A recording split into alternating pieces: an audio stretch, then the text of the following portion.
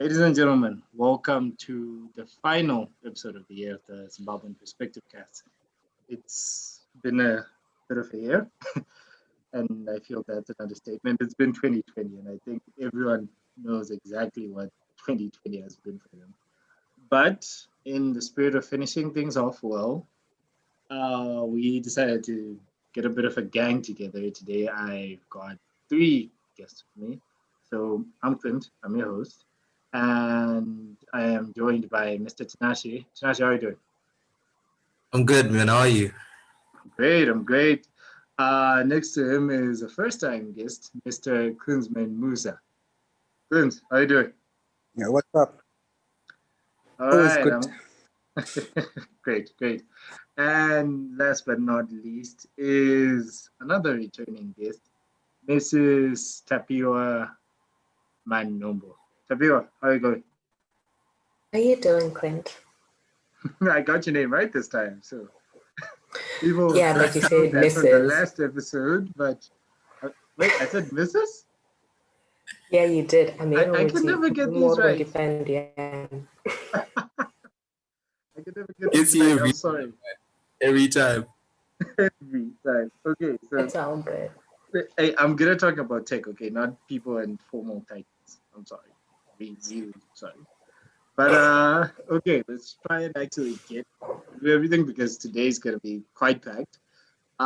It's essentially partially a recap of the year combined with sort of signing off on the more recent topics that we talked about on the Zimbabwean perspective. So, just to give you sort of a glimpse of what we're going to talk about, we're going to talk about everything from what life kind of seemed like before the pandemic broke, then the pandemic itself, like maybe the first few minutes, and then we'll jump into how tech has been for the whole year before and after that, because we went from having a year that where everyone, of course, had planned for things to work out, and then oops, March happens, coronavirus happens, and you have events being cancelled, things being moved online, some products not launching, some products launching terribly, and of course, here in Zimbabwe, we've got the Zimbabwean situation, which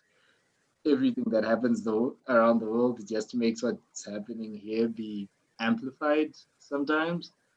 And so we had a lot of changes that happened before and after the pandemic. And yeah, we're just gonna recap through all of that, recap through the good things that happened, recap through the not so good things that happened, but try and see how everyone's doing and just continue from there. So yeah, everybody ready? Yeah. Yeah, let's do it.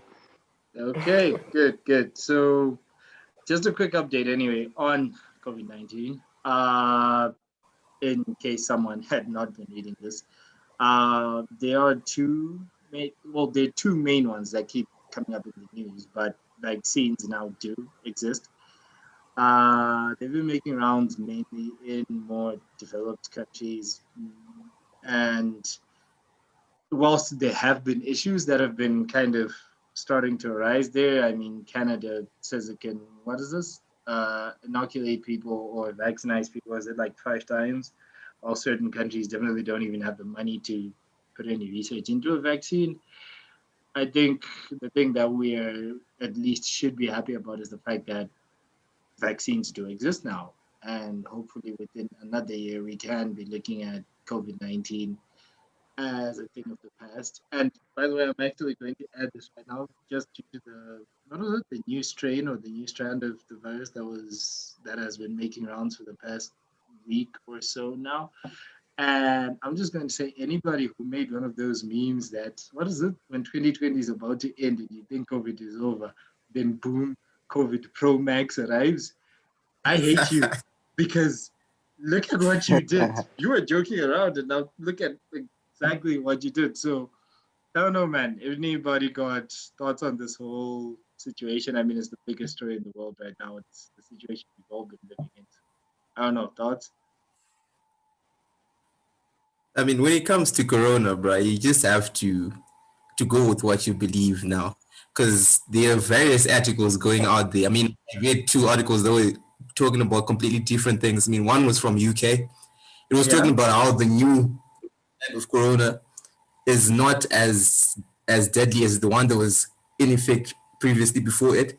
And the one in States is saying that this mutation of corona is actually more deadly. So you never know what to believe in now because you have the UK and the US, which are both reliable sources telling you two different things about corona. So it actually goes down to what we believe in as Zimbabweans, what corona is, and we just say corona is just another flu, and it's gonna pass. Which is the worst way to go about it. Man, I go into town almost every day, and most of the people don't wear masks. And I know that masks don't protect anything, but just the notion of people just thinking that corona won't affect them, so they throw caution to the wind when it comes to any way of preserving their health. So as Zimbabwe, what does corona mean for us? I just think it means that it's not as deadly as we think it is out there. Probably No, it's because we haven't seen Corona has a by it. formal job in Zimbabwe, and it took what's it called vacation ever since Zimbabwe started. I don't know, man. This whole pandemic has just had people just thinking about corona in various ways, and I think that most health sources are not as reliable as they should be now. Well, So we're all very confused and just waiting for that well, right article to just tell us what this. Sinatra is actually right, though. yeah. Have you been Saimbare the past few days?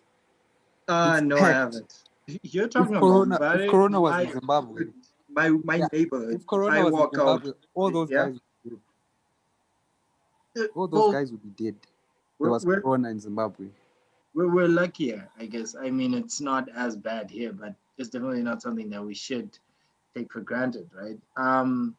Yeah. You're right when. Sorry, please. Now, I was gonna say that it is definitely not as lethal across Africa generally, but especially in Zim, it doesn't seem to be that lethal, or at least the numbers aren't as terrifying as the rest of the world.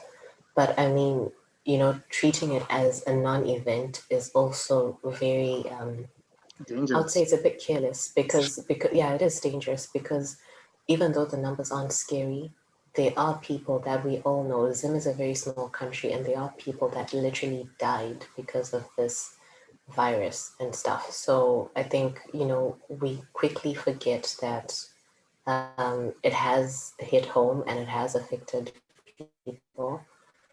And I mean, whether we like the people or not, that's a whole other conversation. But I think people should just still take whatever precautions are there for them to just stay safe and protect their families. Like wash your hands or wear a mask if you're going out, and don't just go out unnecessarily, because you don't want to have a situation like in South Africa where people are now back in lockdown, and it's terrible for the economy first of all. But yeah, I mean, Clint was talking about the vaccine. It seems SA has made a down payment for vaccines, so they should be arriving around April 2021. So hey, things Yeah, could be improving.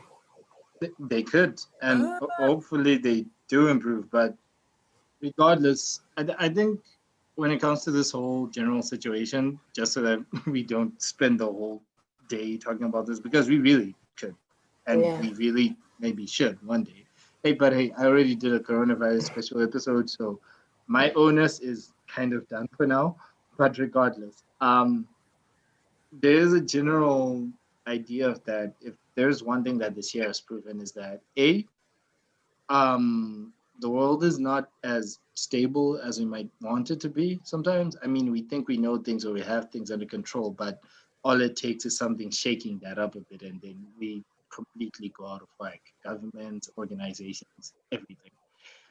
But that being said, um, knowing what to do about a situation and staying largely in control of it is still the biggest difference over life and death, over profit and non-profit, over getting to a certain point or not being able to reach that certain point. And even when it comes down to a personal level, we all still have to definitely understand, how can I say this? Yeah, we all definitely have to get to still understand that that's what matters most. So even if it comes to a personal choice of me having to wear a mask when I'm in my own personal neighborhood, even though everyone else in the neighborhood looks at me crazy when they see me wearing a mask, if it means me not going out as much, even though if it's Zimbabwe this December, there's the time that people prefer to go out and go to parties and have all these big gatherings. Even if it means making certain sacrifices, yeah, in this year we've all been marked by sacrifice and we're kind of sick of it. But that doesn't necessarily mean That's true. the danger is over. So that certain level of personal responsibility or response to all of this is still very much needed and should not be taken lightly. But then as a Zimbabwean, I can't sacrifice anything else. They've taken everything. I'm basically left. I'm basically Really? left with Really nothing. though? Yeah, Wow. I feel that. Like got dark. I felt that within my bone marrow. Like I felt it.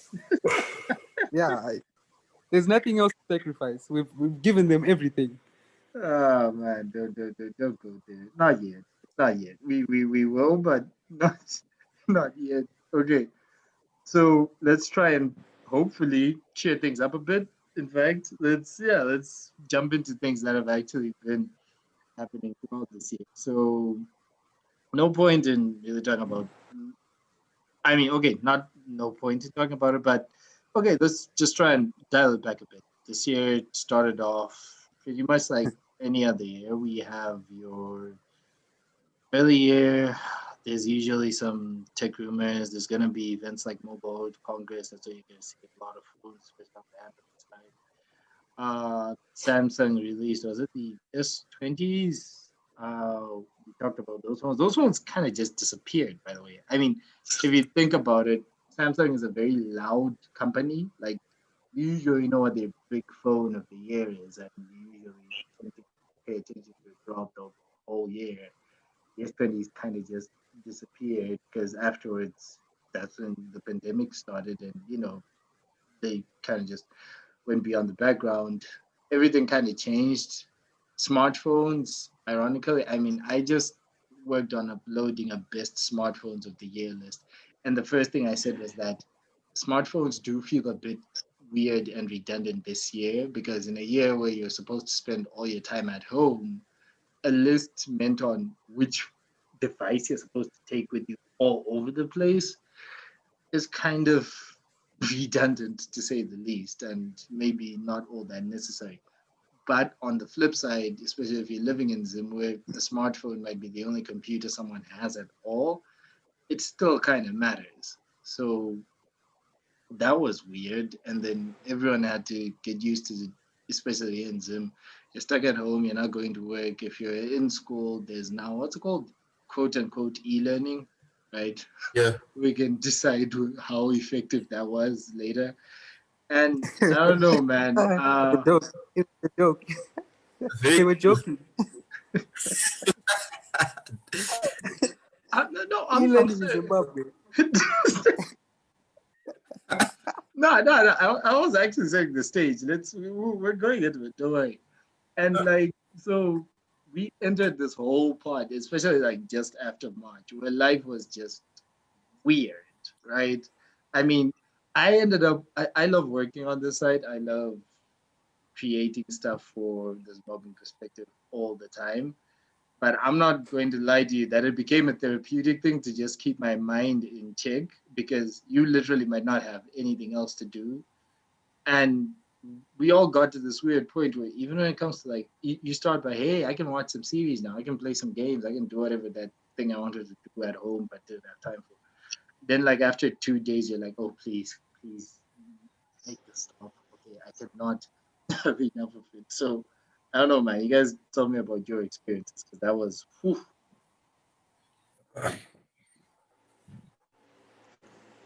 Man, It was kind of the same for me, but then a bit different. So one of the things that actually happened, which was pretty weird for me, when this whole corona thing started and people went into lockdown and stuff, is I like the world, all of the world sort of slowed down, and it felt like it had now come back to my pace of doing things. And it was such a freeing thing because the world is usually really fast. And for people like me, man, sometimes it's just so hard to catch up or to keep up with everything that's happening. So for the first month or so of lockdown, life was like, I will say, and this is probably just my experience, but it was really good for me. Okay, I Just, was just so, grateful. just so I'm clear, what exactly are people like you, and did you have anything to do with starting the virus? Sorry, did I have anything to do with? Starting the virus. Oh, come on. Actually, no, hey. But like, I will say, I know you hate this word cringe, but like, I think just for the general introvert, the first month Oh my gosh. of I know, but the first month of lockdown might have been just like a very good thing. And this is not just my opinion. I talked to other people who are kind of like, same personality type, whatever, and they kind of had similar experiences. But obviously, down the road, you sort of start to appreciate, like the freedom of going out and doing whatever it is you do when you go out.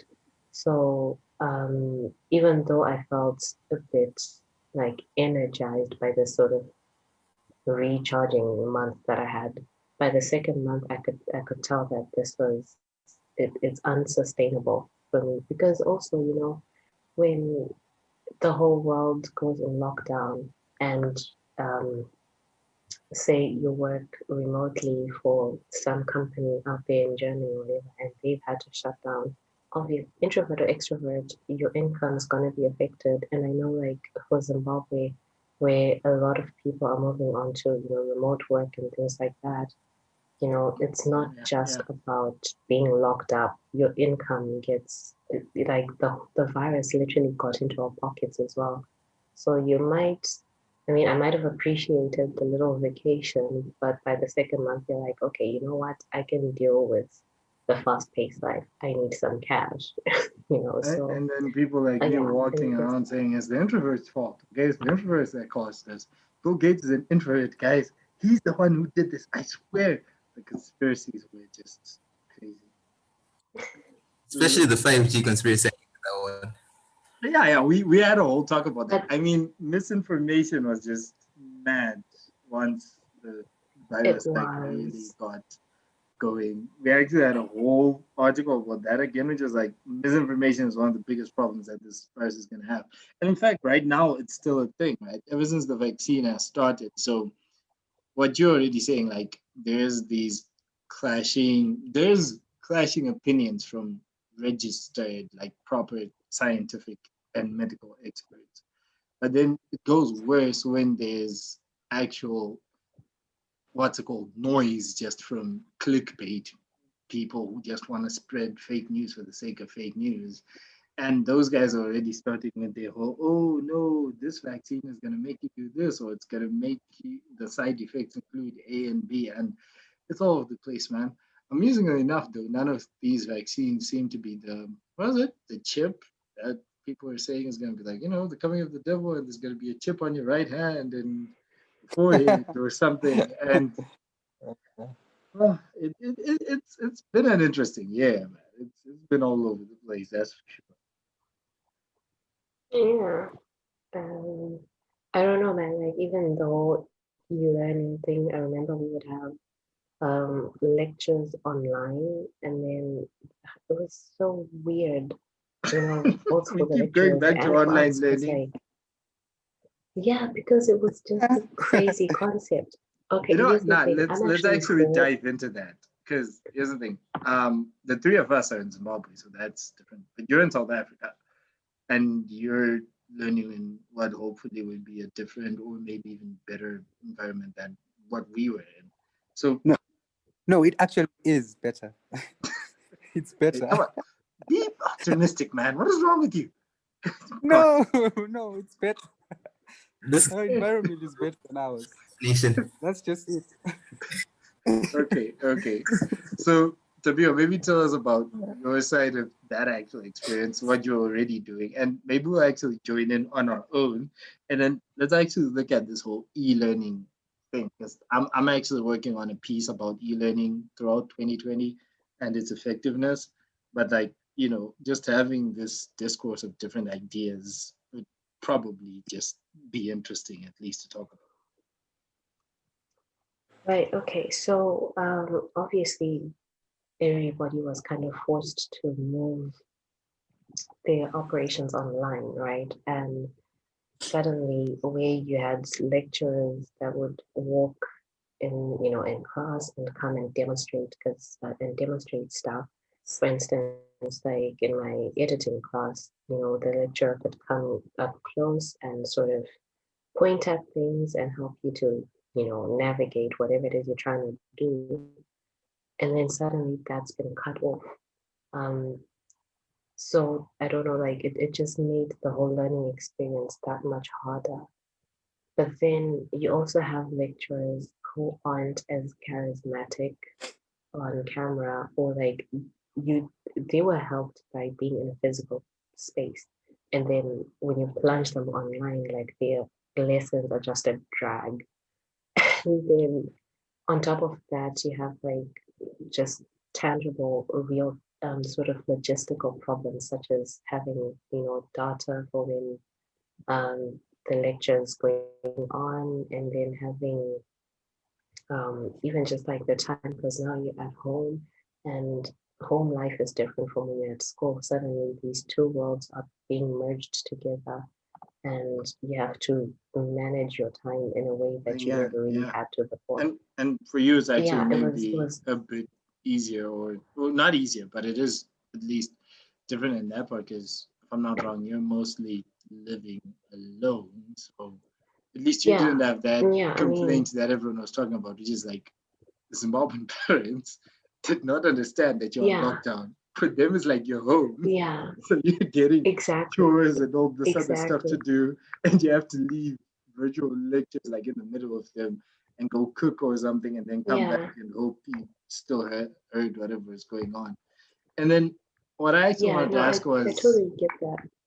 oh, sorry, what I actually wanted to ask was, how hard is it to actually, was it actually outside of the actual learning model and what learning was for you? How hard was it to like Mhm.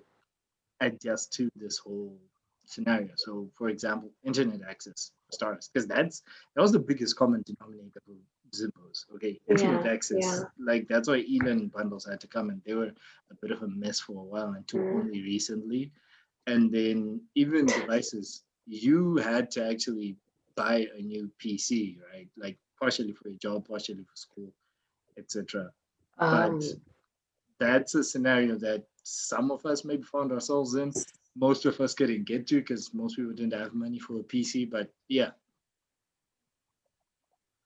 yeah, so okay, like on that part, I will say that I am quite, fortunate in that I live primarily on my own. So, there's no one to be all up in my space when it's time to learn and things like that. And then also because I was already working online and my internet usage was like a very big part of my life. Like can I can't go without internet. So it's always kind of sort of there. That's that also sort of helped me when it came to accessing my lessons and stuff. But I totally understand, because like some people in my class may not have been able to have, that level of internet access or even devices that would support the software we're using for learning and things like that. So on that, even though it wasn't my personal experience, I kind of empathize, and I know that it definitely wasn't easy. And I mean, yeah, the whole thing of me buying a new laptop wasn't exactly because of the lockdown. It was just my laptop was dying. He was literally holding on by a thread. So yeah, and then one day it decided, you know what, I'm done. It's Corona time. I'm done. Oh, so your laptop died I because of had to get Corona. a new one. Yes, no, because like 2020 was just taking everything, guys. Come on. That's a very scientific explanation, by the way. Laptops get killed by Corona now, apparently. I didn't know. I had no idea. But all right, No, I'm let's just kidding. But yeah. let's try and shift over to what Tinashe and actually Clint think, because I think you're gonna hear a very interesting flip side to like your situation and now the situation here as far Mhm. as online learning and stuff was concerned. Yeah. And let's hear it. Well, you Um, can start. You can start, Clint.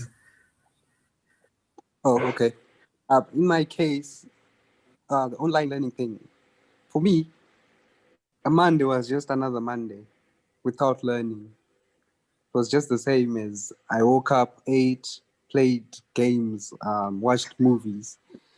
And people actually got to learn, but then I just ignored it.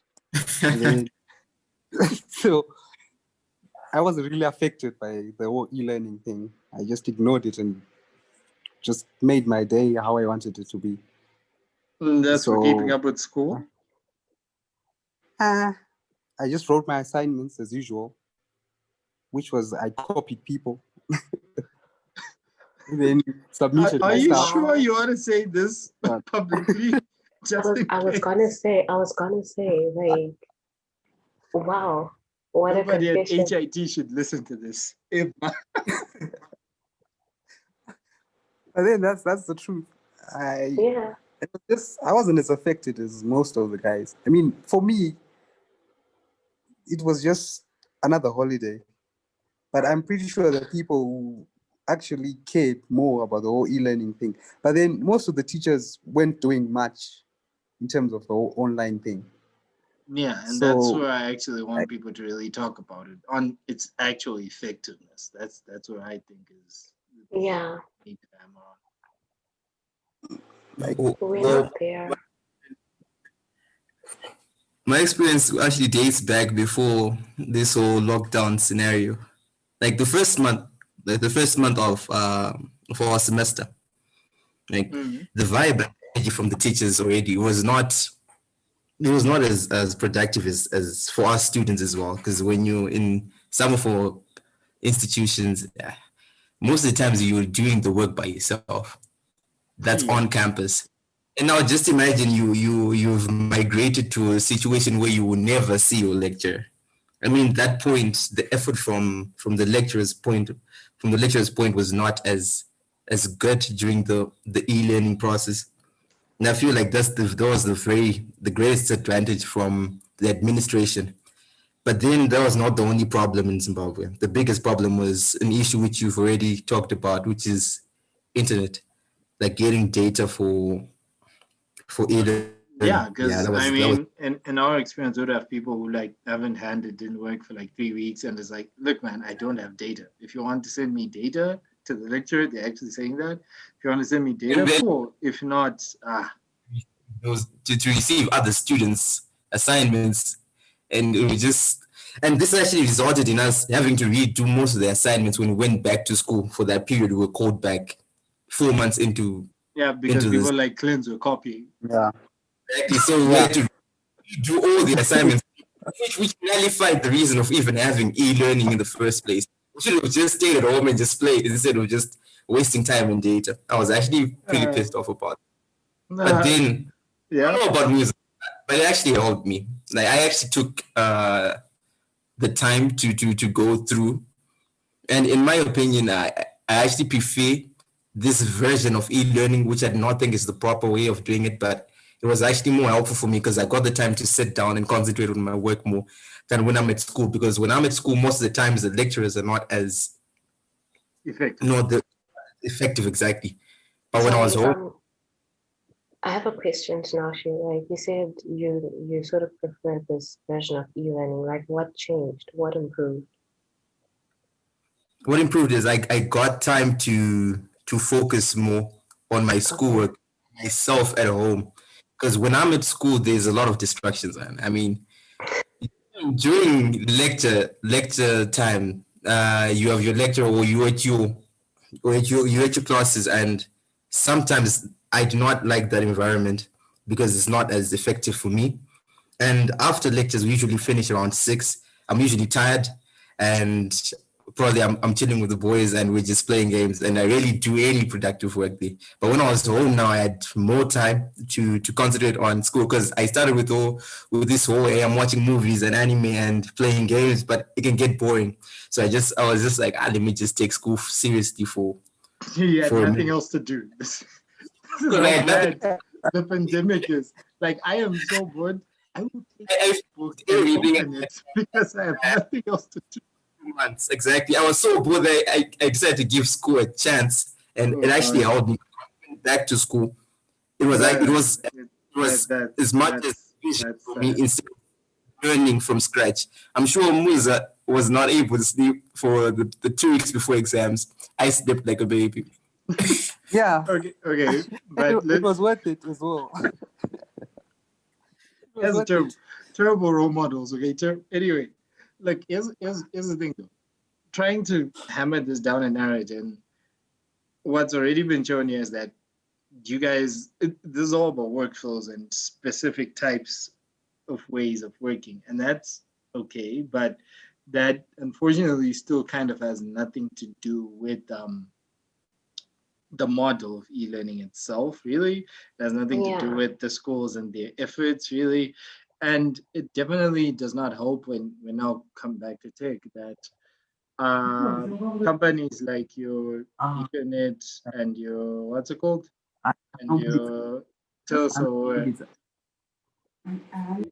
sorry, companies like your Ethernet and your Telso were actually supposed to bring up e-learning bundles, and they're the worst thing ever. I mean, you say you're bringing up e-learning bundles, they're cheap, so they're good for students. Yay, good, okay, but here's what happens with them. They had this whole weird wholesaler model where it's like people had to go to a school, write a list, I think, and then the school goes to Econet or Net One or whatever, and then gets approval from Econet or Net One, and then you kind of buy these through your school first, and then they get sent to you. Like, it was the weirdest thing ever.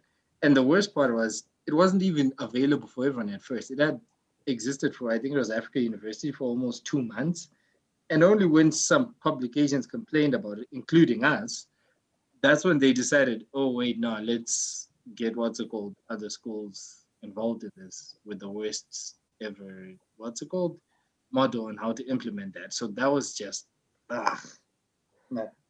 But Yeah, was that's HIT included? No, like we weren't actually, because the school itself never kind of made the effort. I think they ended up being like some society or students thingy that ended up going and doing it for the school. I don't know, but that was the messed up thing about the model. Here's the thing: whether we like it or not, and whilst we can talk about the majority of Zimbabweans needing cheaper internet access, there are people who simply do not care for whatever reason it is, right? So when it Yeah. came to initiatives like this, is the school itself that had to act as a representative for students and go and be like, hey, we need this facility for our school. But the fact that Econet even set that up to begin with in that way is a problem, because shouldn't it just have been like any other bundle where, you dial in a USSD code or you open the EcoCash app and you buy your bundle and that's it? I mean, I get what you're saying, and uh, I'm not trying to play devil's advocate here. That's the last thing I want to do. But I'm just trying to think what would motivate them to do something like that. Cash. And because exactly, that was what I was going to say. First of all, cash, and secondly, you know how Zimbabweans are. Like, wherever there's a bargain, then they're going to do that. So at the end of the day, if student bundles were going to be cheaper, then they would just like buy those. But then it also now depends on what the student bundles were, allowing, like what sites they would allow the students to go on. So if it's learning sites like Moodle and whatever, then Well, that would be of no use. But I'm just thinking, just like what would Of course, this, I get it, but just strategically. here's the unfortunate thing: they didn't even put that much effort because they had told me that an e-learning bundle was something that's only for, I don't know, researching and so on, and it wouldn't open YouTube or Instagram. Okay, YouTube maybe because there's some leeway there for people like us who get tutorials there, but um, it wouldn't open Instagram and Twitter and stuff. People would understand, but Econet didn't do that. They didn't make that effort. And I keep going to Econet because here's the thing: this is Zimbabwe. We live in a monopoly, whether you like it or not. What Econet does directly influences what Net One or The rest of the Telus country does, yeah. exactly. So Econet kind of set up this model, and the other two are really just following suit. And what they decided to do was set up a model that would allow them to have as much profit as possible. How? A, through discouraging people from actually buying these bundles unless it's like the most dire situation. Because look, unless I needed the biggest discount on these bundles, because I think they started at, I think it was 200 RTGS, and it was like 200 for like 8 gigs, which was a lot even in earlier parts of the year. So whilst other, like if you want to buy 8 gigs on a normal bundle, that would have been like 600 RTGS or something, 600 Zimbabwean dollars, just for context. But what's it called?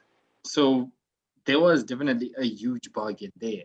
But the thing was, they didn't want people to go for that huge bargain. So what they did was they would make it so hard to get to that bundle that pretty much anyone who has another option besides getting that bundle alone would end up just getting whatever other option, whether it was a daily bundle or using night bundles from other providers, which is stupid, or whatever. So it was terrible. And then the worst part about it was you had Net One and Teleso very late in the game, by the way, but still deciding, oh yeah, we'll do it too. And then when they do it too, there starts to be this whole rise of bundle black markets. Like you could literally have someone who would be like, I'm selling an 8 gigs of Ethernet data for, is it like, I don't know, 350 RTGS instead of the 600.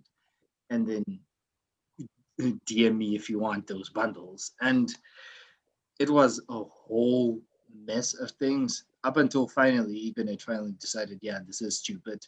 And that was only like 2 months ago. Oh no, okay, 3 months ago, but still.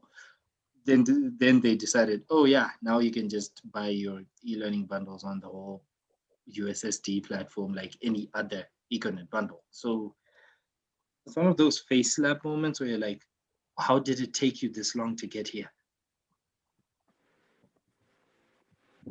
Yeah, well, I mean, the whole e-learning thing, first of all, that little experiment with going through the school and stuff, yeah, that just sucks. And I guess they could have saved a lot of time and energy by just doing it properly, I guess. But just generally, the world over, online learning is really not ready for the kind of volumes that it was getting, you know. Um, like it's just a very I mean, obviously it became a meme with parents appreciating teachers more. They'd be like, oh my goodness, I didn't know, this home schooling thing is not for me. Teachers go back to work and stuff like Yeah. that. But yeah, but it's this it just opened up a lot of loopholes that um we we probably didn't know were there, or we thought weren't as big as they actually could be, because there is something to be said about going to an institution. I mean, for years now, there's been talks and speculation of how, I think they're called MOOCs, but these online universities could replace um, actual institutions, and it's it's still a long way, like probably I would even go as far as saying decades away from being something that could literally replace an institution, Well, because that does as we've depend, seen, though. I mean, I mean, think it about it. does depend. It 50 depends percent obviously of on what, the not even 50%, like 90%. Clunes and Tanashi can definitely back me up on this here. 90% of what we learn, we're all people who are working in tech, programmers, IT workers, etc. And 90% of what we learn comes from some Indian guy on YouTube as compared to our actual university lectures. Like, I get that. It's literally the same for me, like especially in classes like again, editing, even like, character development, script writing, whatever. All that stuff that you can literally learn all of it online if you know what to look for. But so it's not that I am, advocating for traditional institutions. It's just I'm just, making a remark at least on just where we are generally with online learning, this whole e-learning thing. It's still it's still far from being the perfect model that can actually replace um, traditional institutions. And if you're although international, I you would, like reading all the time. hey, And if you're international, you like reading all the time. yeah, Ah, yeah, No, dude, you said you like the whole time you had to read. You got so bored that you had to read. it's because he was bored. It's not because it's not because he was inspired. That's the difference. Just get the man bored. Okay, that's all I'm saying. It's not that hard. Yeah. But okay, look, speaking of things, you're actually talking about capacity and making an implementation for something when when what's Exactly. it called, there's a lot more capacity than what's ready for there. And I Yeah. actually would like to talk about e-learning, but just moving on from that, because thankfully I have a guest spot with someone who might help and what's it called, and further explain that for our listeners. It's something that obviously we can interview that person and go further on later. But right now, what I'm trying to talk about, which is, or rather, what we're trying to move on to, which is another issue, which was capacity and what was provided being not enough, was public transport, because public transport in Zimbabwe took a huge turn this year, right? Combis were banned. That's pretty much the biggest thing. Oh, They're quote horrible. unquote, quote They're horrible. unquote, quote I would rather unquote die banned, than. yeah. quote unquote And also, banned, and then you have now either everyone having to move under Zuko or using a Zuko. Like if you're a combi provider, you could have you moved your combis to Zuko, which for many was a terrible deal, but that did happen in some cases.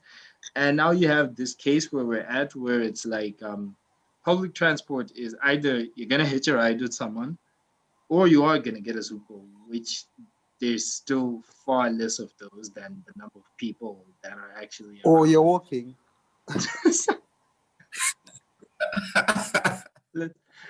let's not be so bleak, please. Okay. No, Uh, look at it this way. You can uh, literally walk to your house before someone who's waiting for the Zuko can get the transport to get to his oh yeah, house. So you can depending on actually how walk. you live, that is true. And in fact, what was weird, the only good thing that seemingly came out of the pandemic, not the only good thing, but look, I'm just in this case, they were slightly the ratio was a bit better as far as Zuko buses and people, just because less people were going out and traveling more. But that's not really a fix because if things started getting back to normal and more people start moving around, then we're gonna go back to the same situation where you can spend 2.5 to maybe even 3 hours waiting for a bus and still not get in it whilst what's it called? That's the only official mode of transport available. I mean, there's combis, but those are very few and far in between. And for specific areas, by the way, like they're usually for low density areas, you're not going to find those for high density areas and so on, or at least as many. So it's crazy, especially with illegal combis kind of beginning to rise again, but through unofficial means. Like it's a combi that's not getting stopped because a certain person in law enforcement apparently sponsoring it or something. It's yeah, I don't know. Thoughts, people. I don't know. oh, transport is going to be crazy, man. Transport is going to be hectic. And I know it's been bad for the past year, 2020, but 2021 is going to be worse, bro. Because look at it this way, especially Transport taking, Max. especially considering how we have illegal combis in play now. It's Exactly. hectic, bro. I think for the past 3 days I've been going into town. I've been trying to get into those illegal combis, and all of them were just getting attacked by the police. Yes, you have those that are protected by some officials. I'm not sure about that, but most of the ones I've been getting into always being attacked by police. And Yeah, and you you know, have a windshield busted right next to you, and worse off, depending they've on removed the police person, they might attack you too. from the combis, and on the driver's combi, the driver's window is literally a fence or barbed wire that's there, or it's crazy, man. And we're getting into 2021 like this. And I feel like the government needs to put in place proper because this is just going to end up injuring people. We have Just combis that look imagine, like they're from the set of Mad Max now.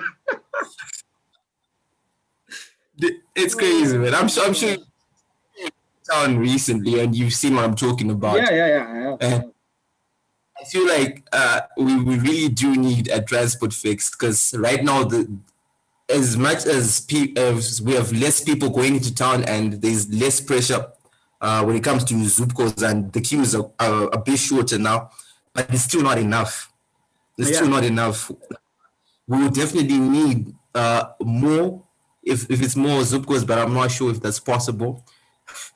But we definitely need a resolution to this transport issue because going into town is very hectic.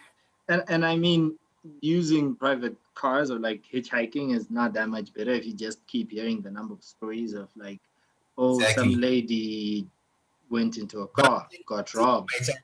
With hitchhiking, man, because the illegal combis are not safe, bro. They are not safe. So, in other words, we've got really slow transport, a death trap in combis, or the chance of getting robbed in hitchhiking. That's our three choices. Exactly, and it does not Pick your look good. poison.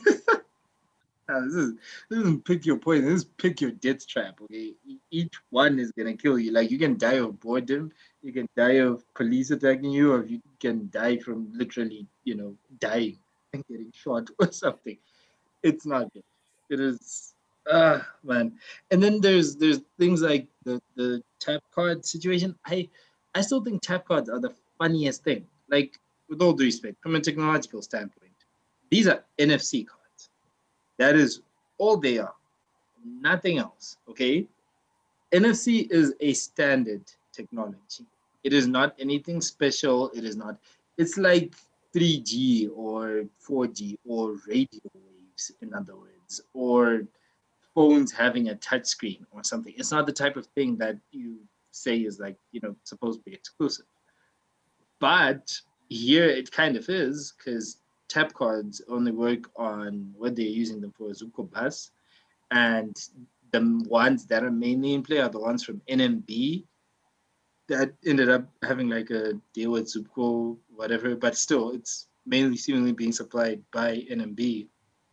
And then there's the few that are from, what is it called? From CBZ, I believe. But what's crazy about the CBZ ones is that they're apparently for certain employees, mainly government employees, and they're not even to use with normal Zupcos. They're to use with Zupcos that the government provides to government employees. And I'm going like, what are you doing? It's like you're taking one of the most open standards ever, and you're locking it to specific use cases and specific, specific places in this case. And it's like, why? Okay, it's like if I came here with a dollar, like money, right? It's supposed to work pretty much everywhere. Money is money. And then you start telling me that I can only pay that money to a specific person around the corner or to a specific shop or to a specific warehouse or something. When money is money, I should be able to use money anywhere. That's the whole dynamic. The whole tap card dynamic is actually it actually doesn't make sense to me because you can literally use your phone for the same thing. But I feel like the NFC cards are the technology Zimbabweans required to just fully understand what's going on, because most of the people don't trust banks with their money, and most people don't understand how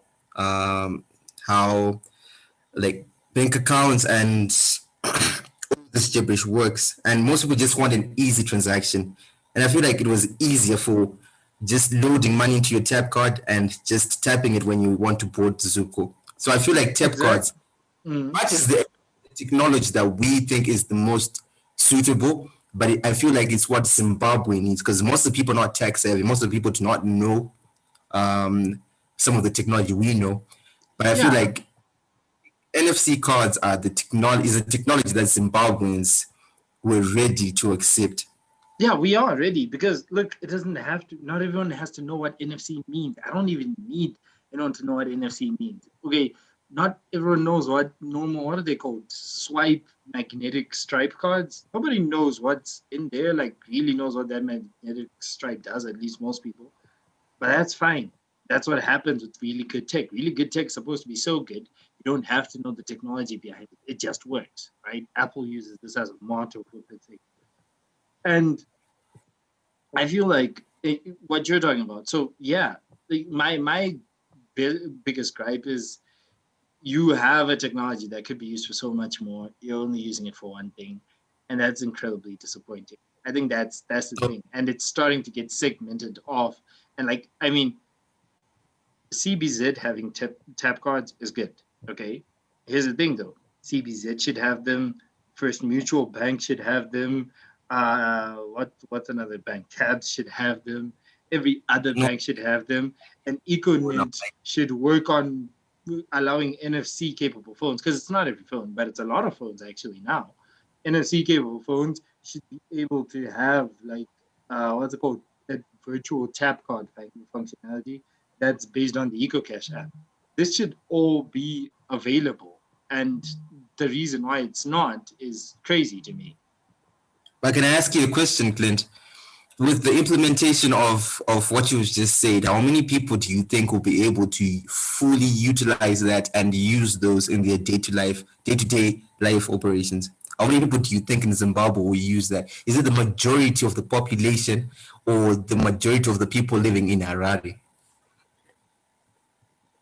Okay, here's the thing though. That's once you start asking that question, then no technology is worth implementing in Zimbabwe just because the majority of people are going to use it. Are going to be people in areas like Harare and Bulawayo and maybe a few other developed CBD areas, With which implementing those all those uses for the NFC cards, I yeah. feel like they're using. You start with tip cards. That's good. I'm sure that they have a plan in motion to implement those things, because I'm pretty sure they won't just be sitting on that idea. Or but you never know with Zimbabwe No, probably. no, no. It's not that they're sitting on the idea. I mean, when NMB first introduced this, they were like, "This is actually supposed to help with all those big lines that you see in grocery shops and so on." That was their big idea, right? Mm, This was launched in what 2019 exactly, and yes. unfortunately, we all know the economy was going through a bit of a roller coaster ride during that time, and so the idea never fully got implemented. In fact, when tap cards first came out, we wrote an article that was literally based on the fact of NMB should not have to do this alone. This shouldn't be something that NMB is pushing. Even if they're like the first to reach this technology, you know what's a better idea? Outsource and license that technology to everyone else. Get other banks on it. And then once other banks are involved and have a stake in it, they would obviously allow it to be rolled out much faster. And if it is rolled out much faster, then what's it called? It could actually be used for all those other use cases. You understand? Because it's actually sort of everywhere now. If your bank just started giving you an NFC card, which is, by the way, what banks in other countries do. I mean, Tapio can probably back me up on this. She lives in South Africa. She knows a lot of bank cards in SA now are NFC cards. Like it can be a Yeah, card that has either the magnetic yeah. stripe or NFC. This shouldn't Mhm. have to be like a Mm. big fancy thing. It should just be there. But because certain banks want to do it and they want to make it seem like it's this key fancy feature, you have it being, oh, you have the innovation of technology essentially being slowed down. And when it's slowed down, you have it being used for specific use cases, such as only Zupcos in this case. And when it's used only for Zupcos and it's already being slowed down, you now have one company saying, oh, we have tap cards that can work for everyone, whilst another company saying, oh, we have tap cards that can only work for government employees. And that is just the worst way of bringing up any version of an idea. If everyone worked that way, we wouldn't have the internet today. Because in case anyone is forgetting, the internet started as a military project for the US. And then they said, oh, well, this is cool, but we could actually roll it out for other people, or at least a version of this for other people. And look where we are now, hosting podcasts and talking about how e-learning is bad and so on and so forth. I No, I mean, do understand you, man. I do understand the point you're trying to put across. But I'm just looking at probably the perspective of an organization or a bank in Zimbabwe. Because you sometimes, most of the times, these people do not have probably the capacity to launch full scale or Well, projects. then stop trying to launch it on your own. That's the point. This is like the same thing. What was it called? This is it's like infrastructure sharing. If you go back to 2015, the reason why the networks for Net1 and even Telso have gotten more comparable to Ethernet, which was not the case before around 2014-15, is because the Ministry of ICT forced them to go into this infrastructure sharing arrangement where, yes, there's still Tel1 and Net1 and Econet infrastructure, and it still works primarily for those people. But the infrastructure is also partially shared and allows, in other words, part of Econet's infrastructure is partially used by Net1 and Telesol. Part of Telesol's infrastructure, same thing. Part of Net1's infrastructure, same thing.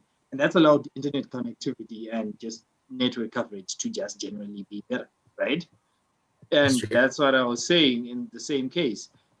So this is If probably a any, conversation you need to have with probably the NNB. Yeah, well, we can't have a conversation with NMB right now. That's why we talk about it here and get people to notice. And if people notice, they might bring it to NMB's attention. that's true. Yeah, so that's why I'm actually talking about this. And I mean, we went way off topic. This was actually just supposed to be about the CBZ cards that are specifically for government employees. But this is what happens when there's what you call ecosystem or customer lock-in. When certain technologies start being locked into certain people and certain groups for only certain uses, when it could be used for so much more. It's sad, but it is what it is, I guess. I don't know. To be your thoughts? I mean, it's I totally hear what you guys are saying, and um, well, because it's not exactly my lived experience right now, I kind of understand like your perspective. It shouldn't be technology that's like advertised as this groundbreaking thing, because it's really not. It's years behind the rest of the world, which has always been kind of just my frustration with Zim, is that we're always sort of lagging behind, and then we make it seem like when we are catching up, when we are doing something groundbreaking, when really we should sort of accelerate um, our adoption of things like automation and whatever technologies out there. But bringing it back to I also sort of understand Tinashe's perspective when he's saying sometimes these companies don't have the capacity to roll things out, and that's where infrastructure sharing comes into play. And I don't know what 2021 could hold in that regard, but I do know that something needs to change and something needs to happen real quick, because the transport situation you guys are describing and all the stuff that you just see on the news, it's not sustainable at all. And I don't even know how the country can keep dragging on like this. But yeah, it's really tough.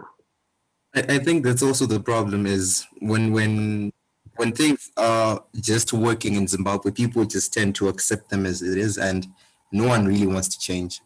And Yeah, that's the first thing we need to change as a country is we need to have we need to be open to change.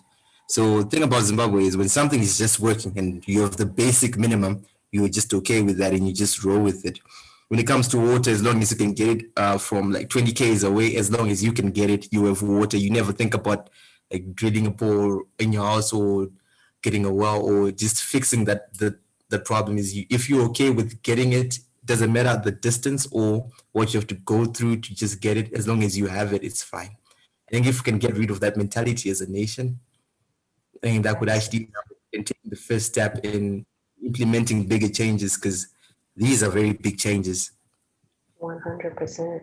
Yeah, but don't worry, we'll deal with it. We'll start making changes right here. Okay, 2021 is the year of the tap card. Okay, someone write that down. It's our new motto. I, Fix I, things I, and I thought we were put being I tap thought we were cards in being everyone's. humble. Okay, we're gonna go into rural areas and give people tap cards. They don't have tap machines, but they'll find ways. That's what I was asking, man. Good to you. How about the people in the rural areas? What are their views on technology like this? They never have a say in this, and I know they shouldn't. But It's so unfortunate, right? yeah, very unfortunate. Yeah, I mean, we talked about this last time, just the continuing Yeah, divide, even when we're so behind, just that continuing divide that starts happening between a Zimbabwean who's grown up in an urban area, even if it's not like low density, very privileged financially area, there's still a very huge chasm between them and someone who's lived in a rural area for their whole life. And that that might difference is, uh, look at it this way. yeah, EcoCash is a way to sort of bridge that gap because with the yeah, yeah. introduction of even people in the rural areas have access to that. I feel like that was actually a very big step for the nation, but I do not know how we are still getting stuck and never progressing when it Well, comes to electronic payment. unfortunately, sometimes even technology and as amazing as it may be, it does have its limitations in like how well something can get implemented or how much progress can be made if the other parts of a country, whether it be the country's government, whether it be just the country's what's it called, GDP, wealth, and so on, if those are still held back, then technology can only take a country so far. It's a That's shame, but it is very the sad. unfortunate truth. But before we go sad and start talking about sad things again, I was talking about that whole chasm between being forward and being behind. And Tabio had actually talked about what's it called? How Zimbabweans sometimes in government or whatever you can hear us bragging about something that's so behind the rest of the competition. So in this case, something like just um, bragging about tap cards, right? Like banks are going to be bragging about NFC cards and it's a standardized Mm-hmm. technology. It's a good thing we're not Zambia because we would totally be bragging about escalators right now. Well, okay, that joke could have been more useful 5 years ago, but it's still true. It is still true. If only you go see Zambia right now, man, you'll be So blown away. envious. Hey, we Yeah. still had escalators before they did, okay? And that I'll take that. I'll keep my escalator. Actually, on that same exact note, because this is an awesome segue and I'm good at these. There's All an right. awesome scene in the new Wonder Woman movie where like Chris Pine's character would have come from the past and goes on an escalator and just totally freaks the hell out. And I love that. I Wow. love it. And now we get to Did talk you about the give us new a Wonder spoiler Woman movie. alert? Not gonna be as big as you just spoiled it for us. Thank you, man. Thank No, you. I didn't spoil anything. It's an Like, escalator. It's an escalator. Okay, That it's scene, nothing. Yeah. watching Okay. it. You know what? Yeah, I just spoiled the movie, guys. The next Wonder Woman movie is about Chris Pine's character and her fighting escalators. Like there's these evil escalators that take over the world. And you have to go stop an army of evil escalators. That's what I was going to say. I was going to use this as a segue into the talk about streaming, but you want to talk about spoilers from. No, let's talk about streaming because I'm really excited about that. I actually want to hear your story, man. You watched the Wonder Woman movie on Christmas? It was amazing. Okay, so here's the thing. I have a friend in the US. I used his code for HBO Max. I used a VPN. I downloaded it. And then after it got saved in the HBO app, I was able to watch it, which it's strenuous, but I did want to actually get what they meant. Because here's the thing. This is a brand new movie, blockbuster, everything off that. It's being released in theaters around the world and in certain theaters in the US. Select ones because, COVID-19. But it's being released in that it's also being released at the exact same time, and it was also released at the exact same time on HBO Max, which is the streaming service that's owned by Warner Media. Warner Media owns a million things, including probably half of your favorite shows, things like DC, things like Harry Potter, things like The Matrix, etc. It's a long list. But point is, HBO America is kind of going through this whole streaming wars thing now, where streaming is really becoming the next big thing. And that's because Netflix for the past decade was able to just run away with billions of dollars and no one was really challenging them. So now everybody's deciding, no, we can make our own big streaming service. Disney's got Disney Plus, Warner's got HBO Max. We've got things like Paramount, and is it Paramount Plus or Paramount CBS Access or whatever? I don't know. But everyone's jumping in on this. And what's crazy is, I know I'm going on forever, but what's crazy is Warner Media just decided all the big Warner Brother movies for 2021 up to 2022, I believe, all the way to 2022, even some 2022 movies, are going to follow the same model. So they might be released in some cinemas, but they'll definitely be released on HBO Max on release date for pretty much no extra cost if you subscribe to that. So that means if you really like movies, you might end up just deciding to subscribe to HBO Max for the next year or so. And that's really, really cool. It is.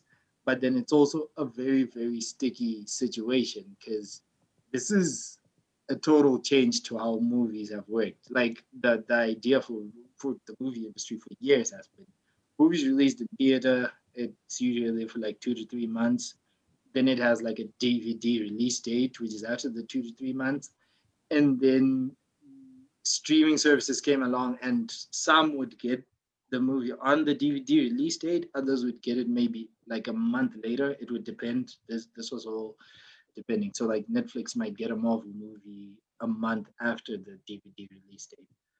But still now, if Warner decides to use its power of owning so many things and just decides, you know what, we're going to throw them on HBO Max, that will be able to get enough subscribers to compete with Netflix and Disney in like a short amount of time. What's crazy is how is Disney going to react, right? How Netflix kind of can't react because it doesn't have any big movie studios it owns. I mean, it has Netflix originals, but that's not the same as Harry Potter or DC. Yeah. So there's this whole thing where, and what's crazy is this will likely maybe be the final blow that might kill movie cinemas, because movie cinemas have been struggling for the past decade and streaming has put them in a chokehold. But the one thing that they had was those exclusive movies for the next 3 months or so. And now that's going to be taken away. Well, oops. Yeah, I mean, I guess that's disruption, right?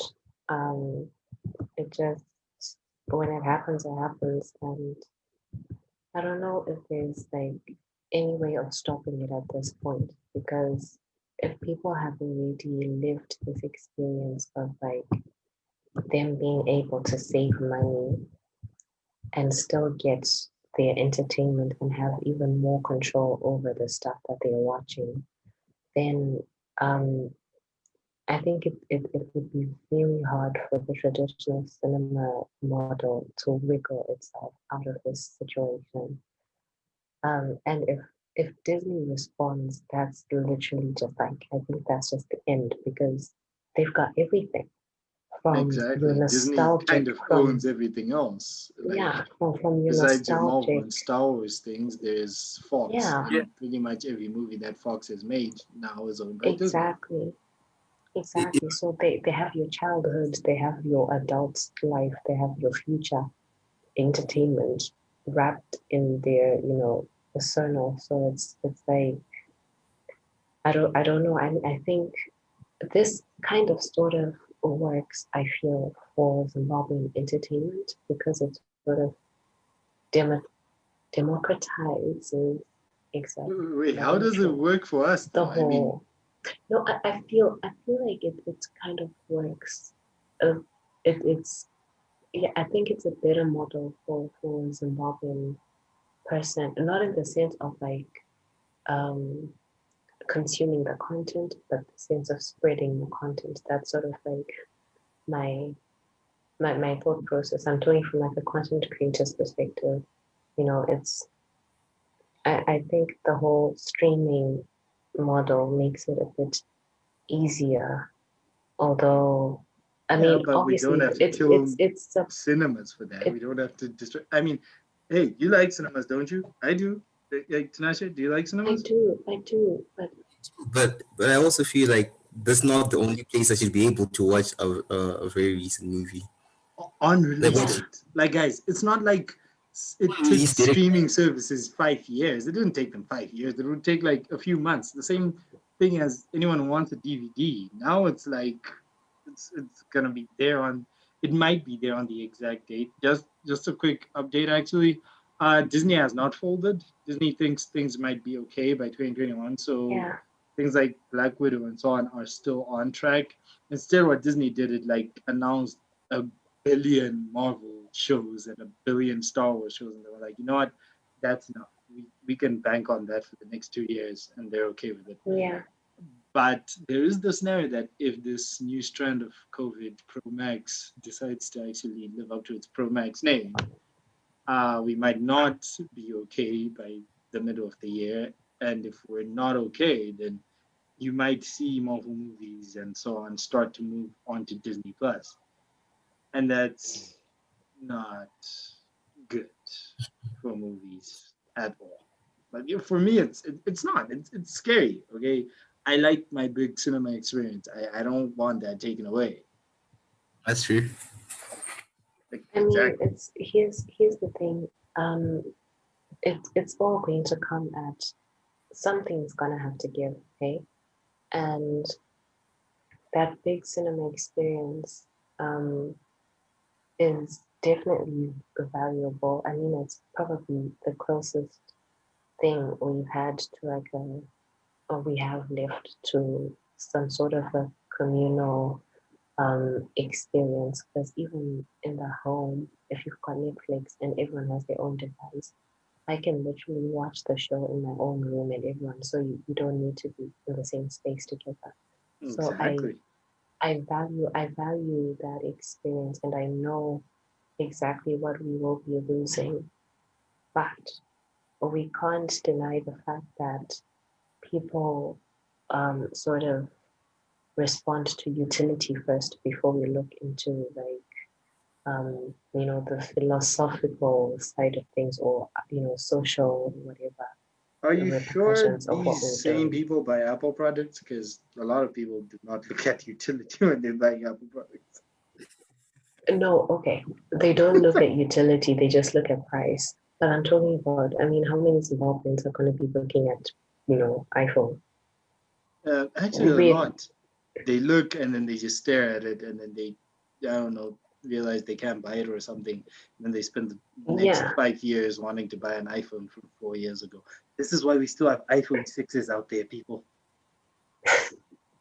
And that's why But you're making my point for me is that we might admire what the cinemas are giving us, but if honest to God, if streaming gives you a like a better experience, A, in the comfort of your home, B, for a much cheaper price, But then here's the thing, though: is it a better what's experience? going to Because happen? let's start with this. Let's actually start with this. HBO Max had to go through apparently a whole system architecture upgrade so that it can play in 4K and HDR. For the past almost a year, it couldn't do that.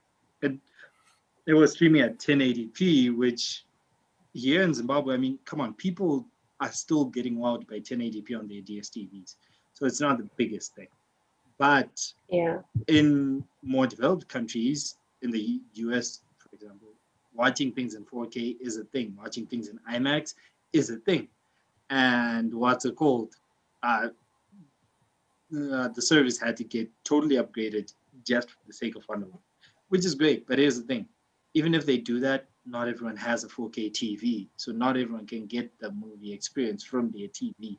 Worse off if you're watching it on your laptop, or worse off if you're watching it on your phone.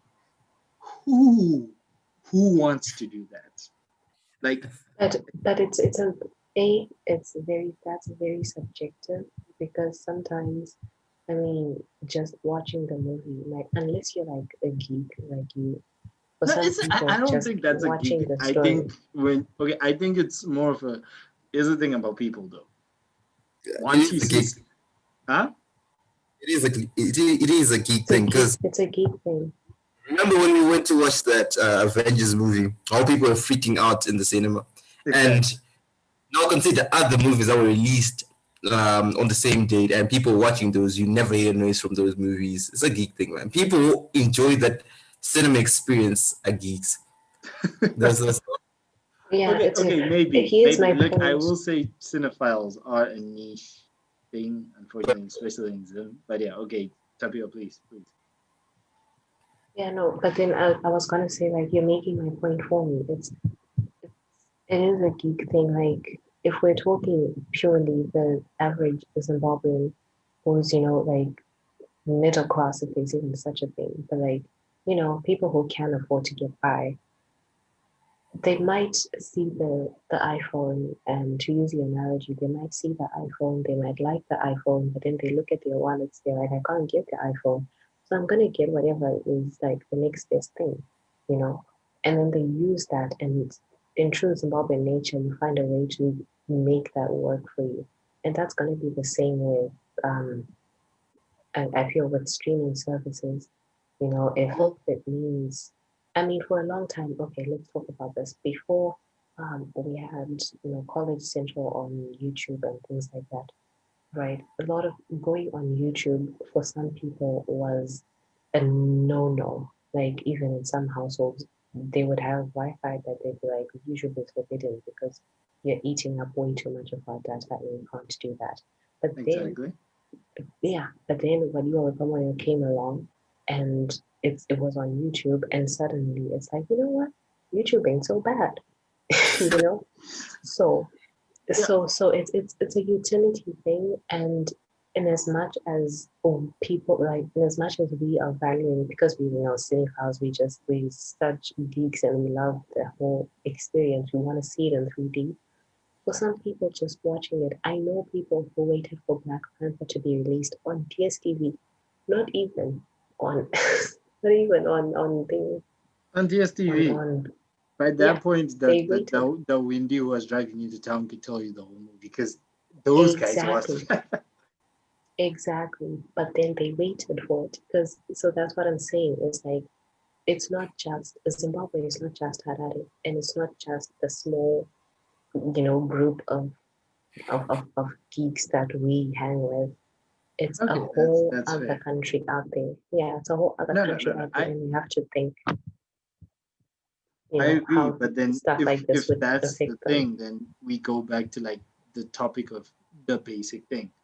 And the basic thing and the basic truth here is that, in case anyone's forgetting, streaming is not really a thing here. In fact, streaming is a luxury here. Okay, Netflix is a Yeah, luxury. Zimbabweans post that they watched Netflix today. Okay, like it's an achievement. And when if in fact that's the case, when in fact it's supposed to be like one of the most basic things, right? Exactly. Well, I posted about Strive Masiyiwa being put on Netflix award, and that was, I think, one of the things I actually talked about most, which is if there is such a thing as an equal Netflix bundle one day, it would be about commoditizing this and putting it in everyone's hands. But right now, it's not in everyone's hands. I mean, okay, the HBO Max Wonder Woman thing, here's why I had to use a VPN. That offer was only available for HBO Max in the US. Now, they have talked about rolling it out. It is going to go to other people, but I mean, to other countries. But as far as that was concerned, it was a US only thing for a while. And here in Zim, it's going to be even crazier because we don't even have HBO Max. We have Netflix now, I believe. Like you can subscribe for what is a Zimbabwean account, but I would tell you not to. Just use a VPN, open an American one, you'll get more shows. What's it called? We have what else again? Sorry. So yeah, we have sort of access to Netflix, but most people don't have it. We have sort of access to what else here? I'm actually trying to think of any other big service. Hulu doesn't work here. Disney Plus doesn't work here. I tried. Um, yeah. So the big ones aren't available here yet. And what's going to happen here? That movies maybe move to streaming services for a while, and now Zimbabweans kind of don't really have anywhere to get them because maybe not all movies are going to the cinema, but at the same time they don't have access to streaming. Like we'll kind of be stuck in the middle. I hear your point. Yeah. Yeah, and what Yeah. happens when that happens? Well, when it comes Well, to Zimbabwe, I don't think it's. I hate saying this because it sort of generalizes things, but I just think that we're not there yet. I mean, considering that getting e-learning bundles was a very complicated. Getting internet for e-learning was very gruesome. I don't think Exactly. getting for this sort of media or entertainment is in the near future for us because before we fix the things that are really, really crucial or critical for Zimbabweans, which is our education. We love our education. Our parents are always saying, go to school, leave sports, don't do anything else, just education. And we don't have proper systems for e-learning platforms in Zimbabwe. I feel like entertainment and internet for streaming is actually the biggest concern for Zimbabweans because I understand that most of the subscriptions are very affordable. And I was looking at Netflix premium subscription. I think it was like $20, if I'm not mistaken. I feel like this. Dude, you can actually get something like a similar bundle to India's, which is like $5. I So you mean, see, that's likely what they're gonna roll out in Africa anyway. And even if you can't get that one, the normal $10 one is more than enough. you see, so you can actually rule out the cost of these streaming services, like paying for them, and just paying for the internet only in Zimbabwe would actually just be too much for you. And adding those costs now, I don't think That- that's something most Zimbabweans want to do. yeah, and that's why I'm a little scared, right? Look, here's what I'm trying to say. Let's say this happens, right? Let's say this happens. Let's say the time for what's it called? Black Widow gets here. But All right. Disney has decided to put it on Disney Plus, right? And well, nobody here can get Disney Plus, so that's already a bummer. But if what's it called? If Disney's decided to put it on Disney Plus, no one here can get Disney Plus, and it's not going to be shown in cinemas. So even if our cinema is open, we might not get to see it. What happens there? Because everyone's been talking about this, and I actually alluded to it in the article we wrote, which is it's kind of gonna lead us back to piracy all over again. I mean, Exactly. we want to lie about it, but hey, people need to watch the movies. Okay, it's gonna be like I think it was 2009 when cinemas in Zimbabwe, like just around Zimbabwe and in Harare and everywhere, just like shut down when things were that bad because of 2008. And that's when what was his name? Jack Sparrow became like such a thing. Everybody remember that dude? Like Jack Sparrow, yeah, that nigga went viral. that dude made money, man, and that was crazy. And it was because of that you were in a similar spot where like movies were a thing in the US, but they were not a thing here.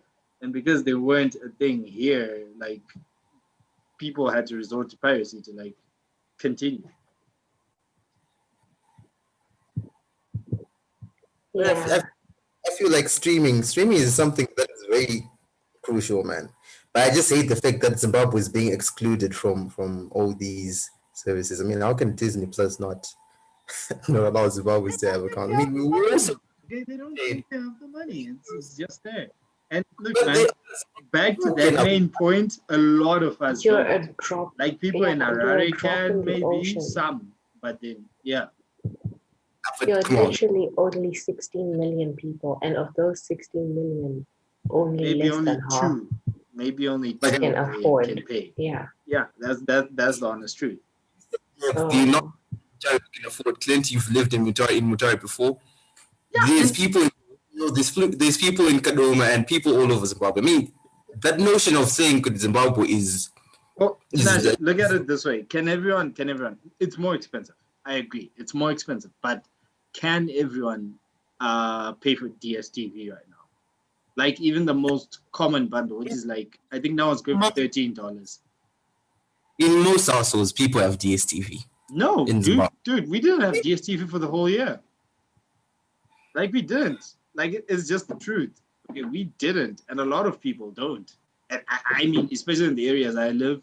Okay, I live in the high density areas, bro. A lot of people don't. They really don't.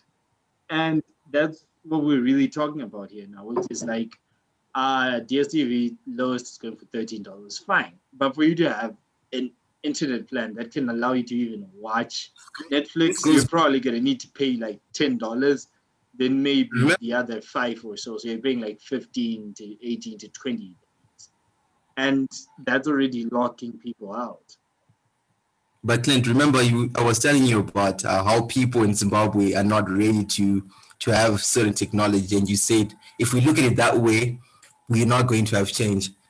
Yeah, Some of and you're right. And I'm not saying Netflix shouldn't come here. I'm not we have saying we have not those, Netflix rather. I'm not saying Disney Plus shouldn't be available here. It should. Okay, it's annoying. Can Strive Masiyiwa please get hired by Disney?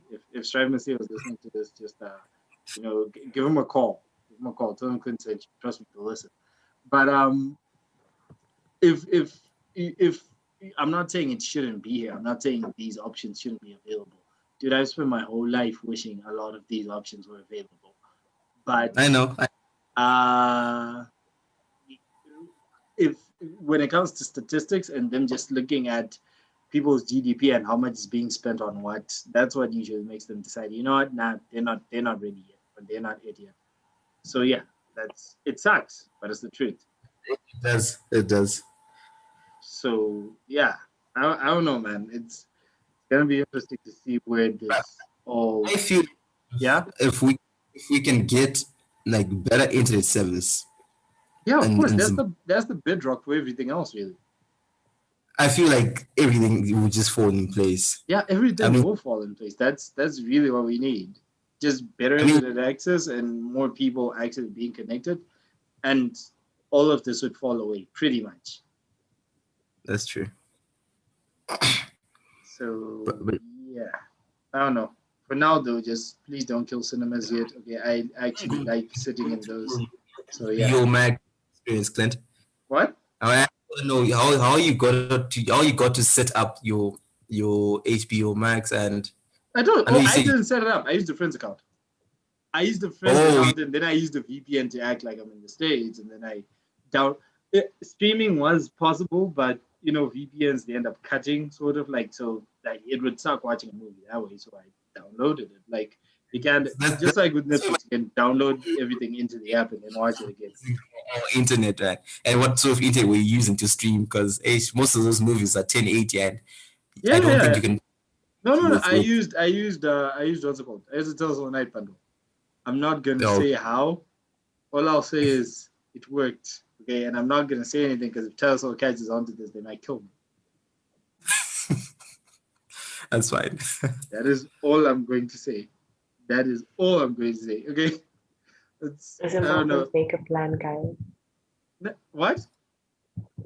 I said Zimbabweans make a plan. Oh, we make a plan exactly. I wanted to watch Wonder Woman. I got to watch Wonder Woman. Okay, I just Exactly. wish it wouldn't be as hard for anyone else to do the same. Yeah. Just to mention you to VP to you is random Zimbabwean walking down the street or just look at you. No. I'll leave my Yeah. Twitter if anyone actually wants to know how else they can get this hack here, tell us how it's on. Yeah, you can DM me on Twitter. I'm not going to be saying it out loud here. Okay, I have a life I would like to keep. So yeah, but okay, let's actually finally like kind of move on and block this. It's a shame that Clint's has disconnected, like he's having connectivity issues. He did say as soon as it's up, he'll try and rejoin the call. But Mhm. just go, just going back into this. So we're kind of like left with two main things. First one is just quick rundown of just our whole smartphones of best smartphones of 2020 list. Because again, Yeah. it did feel redundant, but here's the thing. Someone did ask me like why I don't do more laptop coverage. I actually tried to, but laptops are harder just because, especially here in Zim, laptops release very differently. Like we even get models of laptops that people in developed countries don't get because it's like, wait, how are you still using this? Like they will look at some dual core machines and some Lenovo super cheap machines that go for like maybe 150 in the US, but go for like maybe 300 here just because, Zimbabwe. And they'll wonder, how are you using this? Like, this is too slow. Like, I have people who have looked at me crazy for still having an HDD back when I had my own old PC. Like, this is the wow, you still use spinning discs. So there's always been this huge disconnect that happens, which is like the big laptops that are making all the noise out there, your Surfaces, your MacBooks, your Dell XPS series, and so on. They are here, but you literally find like less than 10 of them. Okay. You'll find less than 10 people with a 2019 MacBook Pro. You'll find less than 10 people with a Surface device, at least in a city or something like that. And the majority is like these nondescript, have a lot of numbers in their names, HP or Dell or Lenovo laptops. So it's like HP 2356 something, and yeah, so that's why it's harder. It doesn't mean that I wouldn't like to do more coverage of laptops, but yeah, and even in a year where a lot of us were relying more on them, I still went back to the phone because the good thing is phones were still used a lot. Okay, people were still running whole classes from their phone. People were still doing their assignments and homeworks on a phone. So I think doing a list that was still based on phones, even if a lot of those phones are not really available in Zimbabwe, at least officially, I still thought it was worthwhile. I don't know. You guys can tell me. Yeah. I agree. I mean, a lot of these phones and devices, I actually have never seen a Surface laptop in SA.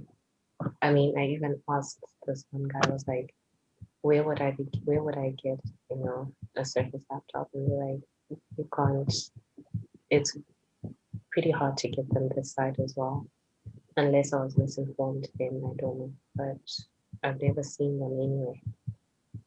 No, I think that tends to come down to exclusivity. Like again, the biggest or the what's it called? Sorry, the PCs that tend to get a lot of hype tend to be your higher, more expensive, more exclusive PCs, which is not the type of PC that everyone is going to run into. I mean, it's even like people who love MacBooks. Yeah, a lot of people be like, "Yay, we have MacBooks. I have a MacBook. Okay, it's impressive. I love it." And you have a MacBook Air. With all due respect, you have an Air. The Air is the cheapest MacBook. It just is. And the MacBooks that people really tend to go crazy about are your Pros, which are now going for $2,000 or something. as compared to a MacBook that can at least be around $999. If it's an older one, it can even be as low as like $600. So yeah, it's why I don't like focus a lot on PCs sometimes. Just I often say if you're looking for certain specs and you find a PC with those specs and it matches what you want, then buy it. Okay, that's really what matters. You can check the more exclusive stuff out later. If you're on a budget, it's okay. Get what you need, not all this other stuff. Yeah, it's true. But again, phones, that's kind of what we're supposed to be talking about. Well, what do you think? I went down your list and it's like, it's a whole lot. Okay. It is a whole lot Which one? because no, Yeah. okay, here's what happened. Smartphones have kind of gotten to their commoditization point. Like, not everyone in the world has a smartphone, yes, but the market has become so mature that not everyone is trying to build the same type of smartphone. To be honest, for the better part of the last 10 years or so, everyone was kind of trying to build what the first iPhone was. Okay, so it's a glass screen, touch screen. It'll have one or two buttons at the front. It'll have some buttons on the side, and that's about it. Everyone was kind of just trying to build what people pretty much call the candy bar phone, right? It just kind of looks like a glass or metal candy bar. And we've kind of gotten to the point where we're at that now, and either some people find it boring, or you find there's more you can do, or you find that you're just trying something different with smartphones. And that's what has led to things like your foldables or smartphones that are based on a specific thing, right? So we have smartphones that are like specialized for photography, something like Sony's Xperia 1 Mark II. That's I actually made the differentiator where I was like, the iPhone 12 Pro Max, it has the best is the best camera phone of this year, whilst the Yeah. Xperia 1 Mark II is the best photography phone of this year. And what I mean by that is if you just want a really, really, really, really good camera, yeah, buy the iPhone. If you want a camera that is made for photography professional, buy the Sony. Because the Sony gives you so much control and so much capability with those cameras that you can create shots that really do look like you shot them on a Sony professional camera. Whilst the Yeah. iPhone, there are limitations that just come with its software and how Apple prefers to do things that'll keep you like if you're there's certain types of people, I'm not one of them yet, who can actually tell you if a picture came from an iPhone versus if it came from a Pixel or a Samsung. I'm not at that point yet, but I Wow. get it Okay. because there's software tweaks and so on that an iPhone just does. I mean, it's like everyone who thinks iPhones take good photos, and they do for the most part. But what people need to notice is that they take really good photos of people's faces. And that's because Apple has put so much work into taking good, whether it's selfies or actually just pictures of people standing. They've worked on that, they've tuned that. But you try and take a landscape picture or something like that, and maybe the Sony might come out on top because the Sony's just taking a damn big picture versus focusing on specific points. So Just the face. Yeah. yeah, so phones are really just spread out. Okay, the mid range or even the lower mid range, which is like your 300, 400, 500 dollars. That was arguably the most competitive segment of this year because you had things like the Pixel 4a, you had things like the iPhone SE, you had things like I think it's the OnePlus Nord, and then you had a million Chinese phones that I don't even remember that are all in that price range. That are all in that price range, but what's it called, have specs that are arguably as good or better than certain $1,000 phones. And then at least at the thousand-ish dollar phones, you had things like the Note 20 Ultra, which it's still too expensive because 1.3. I mean, that's crazy. That's you can buy a car with that, but it's also a damn good phone. Like it's arguable that don't buy it now But hey, 2 years from now, when it's dropped in price, because Samsung phones drop like crazy, when it's dropped to like, I don't know, 600, 500, yeah, it might still be a good phone because it's still powerful enough and probably fast enough to keep up. I should know. I'm still using a phone from 2017, and I haven't really felt the need to upgrade yet. There's phones I like, but I know I don't necessarily need them yet. And then you've got foldables, which they've kind of matured. Like they're usable now. Okay, last year and the year before that, they were kind of a gimmick. Like, oh, it folds, but if you fold it more than 5 times, it's going to break, or etc. etc. And now, on the other hand, you have things like Samsung's Z Fold 2, which is like it's a you could use this. It's proper. It's great. It's actually really nice to use. It's also too expensive, but it is nice. You have, I think it's the Z Flip, which is like the flip phone, and I'm not that fashion forward type of guy who's gonna like it for that, but it's a good proof of concept. It does what it's meant to do. There's a Motorola Razr that does the exact same thing. Cool. There's a Microsoft Surface Duo, which is the best hardware on a foldable, but unfortunately the software is still pretty shitty. So I don't know. Hopefully they fix that and it would be great. But yeah, it's it's a lot. Okay, and I don't know. It proves that we've pretty much just gotten to that point where phones have started being subdivided the same way PCs get subdivided. Like these are for pros, these are for light users, these are for engineers, these are for whatever it is. And of course the categories are different. Like this is for photo people, this is for other people, but yeah, it's there. Yeah, but I think that sort of gives you, that I think I really like what you said about, we get all these flagships and stuff, and um, the internet will have you thinking that you need to have the next big phone or else, your life is going to crumble. But, I think for the average Zimbabwean, just wait 2 years, 3 years, especially if you're a Samsung kind of person, you will be able to get that phone at a much more reasonable price, and it will still function perfectly, I think. So yeah.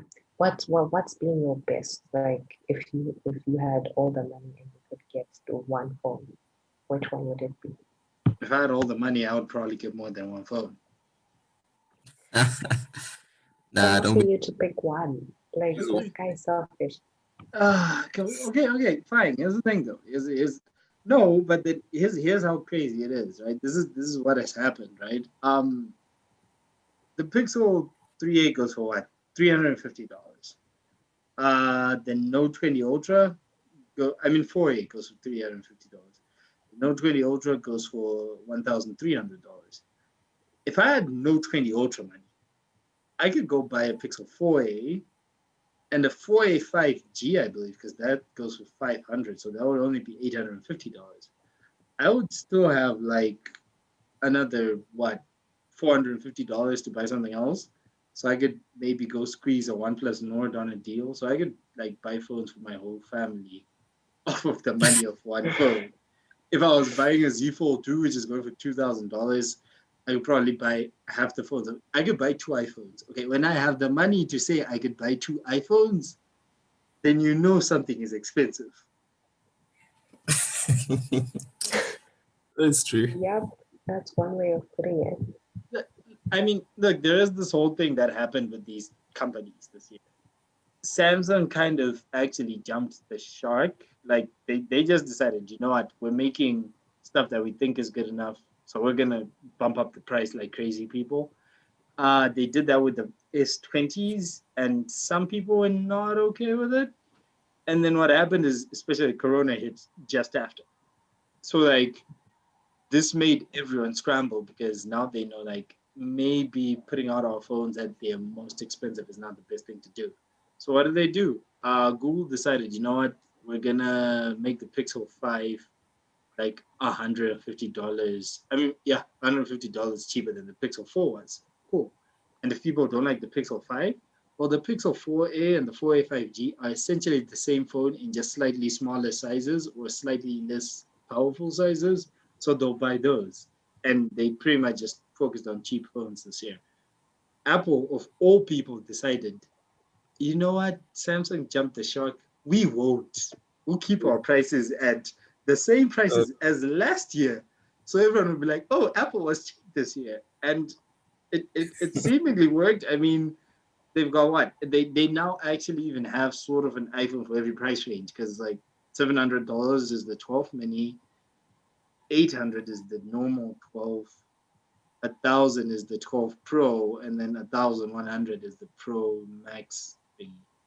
And it's not the best strategy in the world, but chances are they've got enough people's attention to actually be like, Now, I mean, there are some trade-offs here. I still feel like if you're buying any 64 gig iPhone model this year, you're being stolen from because 64 gigs on a modern phone just doesn't work.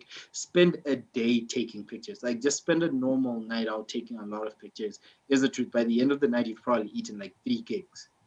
So it's insane to still be selling 64 gig meg versions. I mean, the Galaxy S20 starts at 128. The Pixel 4a 5G goes for $350. This starts at 128 gigs. Come on, Apple. What are you doing? I mean, I will give them credit for this though. I'm not giving them too much credit on the whole 12 Pro Max having the best camera because it's an edge case best camera. Like, look, if you take a Pixel 5, if you take even a Pixel 4, if you take the normal iPhone 12, if you take even the Note 20 Ultra, right? And then you take the 12 Pro Max, you make them all take the same photo. It's gonna look almost the same across the board. It's only like when you really start zooming in and then start checking for granular detail where you're like, oh, but on the 12 Pro Max, they were able to capture this so it looks better. And I'm not saying that's not a good thing. That is a good thing because I feel like it makes it that kind of phone that if you buy it now, it could last you much longer just because it was the best of its year. But I feel like that's not really the biggest victory. Their biggest victory for me was the 12 mini. Okay, it's a small phone. I have a person right now that I've been consulting on buying a phone for like a month. And look, they're a really short person with really short, small hands. It's just a fact.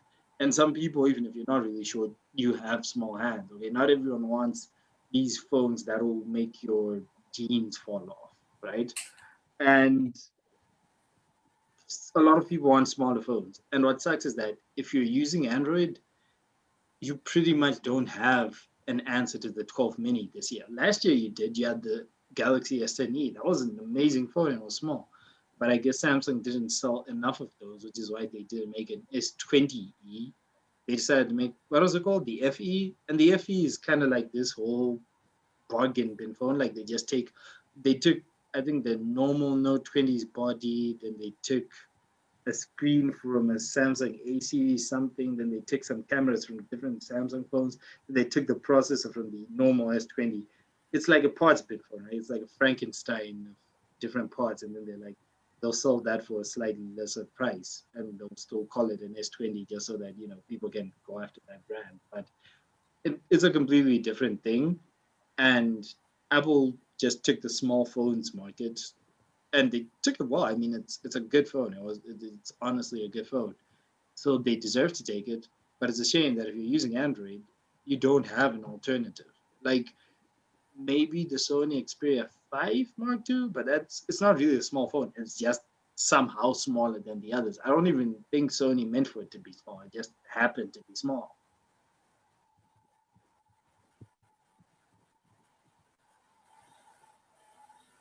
Hello. Yeah. No, I'm just trying to process what you've been saying, and yeah, because I mean, for me, just like I like jam. I like a big screen. I like my phone's a bit big, so for me, like the bigger the better without it becoming a tablet. But I do get what you mean, and I kind of got your answer to my question. Okay, so But not exactly. what answer did you get? but not exactly. So isn't I asked you, what phone would you get if you could only get one?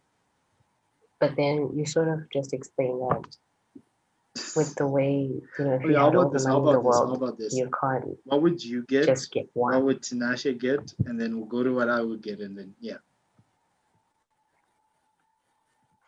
What would I get? Yeah, what would you get? I hate to say this because I'm not really big on iPhone. I'm just like not. I'm snobbish. I'm a hater. But this year I would definitely have to say, what was it? The one that you like, the iPhone camera thing? Max Yeah, 12. That's the also my 12. I The don't get 12. it. You're a pro. Why would you get that instead of the Sony? Because the Sony is your phone. Like No, it's because the made for no people like no you. no, but the Sony, but you said like the Sony is photography, and I'm trying to do like filmmaking, Yeah, no, and photography and filmmaking. it's Like like it's got a whole video suite. Like there's a guy that reviewed it. I think it's a guy from CNET. He made a whole yeah.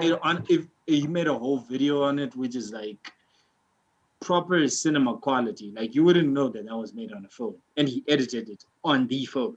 You see, this is how you know that like I don't exactly follow these things because now I'm like, okay, fine. If you would say the what do you call it? Wasn't the Sony? Nah, but I'd still stick with the iPhone, man. I'm not Okay, an iPhone sure. I mean, person, but each to yeah, their own. Sure, no problem. yeah, Tanaji, how about I'd you? still stick. definitely the iPhone 12 The Pro normal one, Max. the Pro Max Nope. again. What is going on with Dude, you people? Like, like this no, there is okay. these There's the what? flagships. Yeah, I but then with all due respect, the 12 Pro Max has a better camera. The Note 20 Ultra is a better flagship in every other way. The screen is better. The design is amazing. It's better to hold because everyone who's reviewed the 12 Pro Max agrees one thing. Apple went a little too far with the size. Like they never made a phone this big, so I guess they weren't used to it. Samsung is used to bigger phones, so they knew like you curve the edges, you whatever, you make it easier to hold.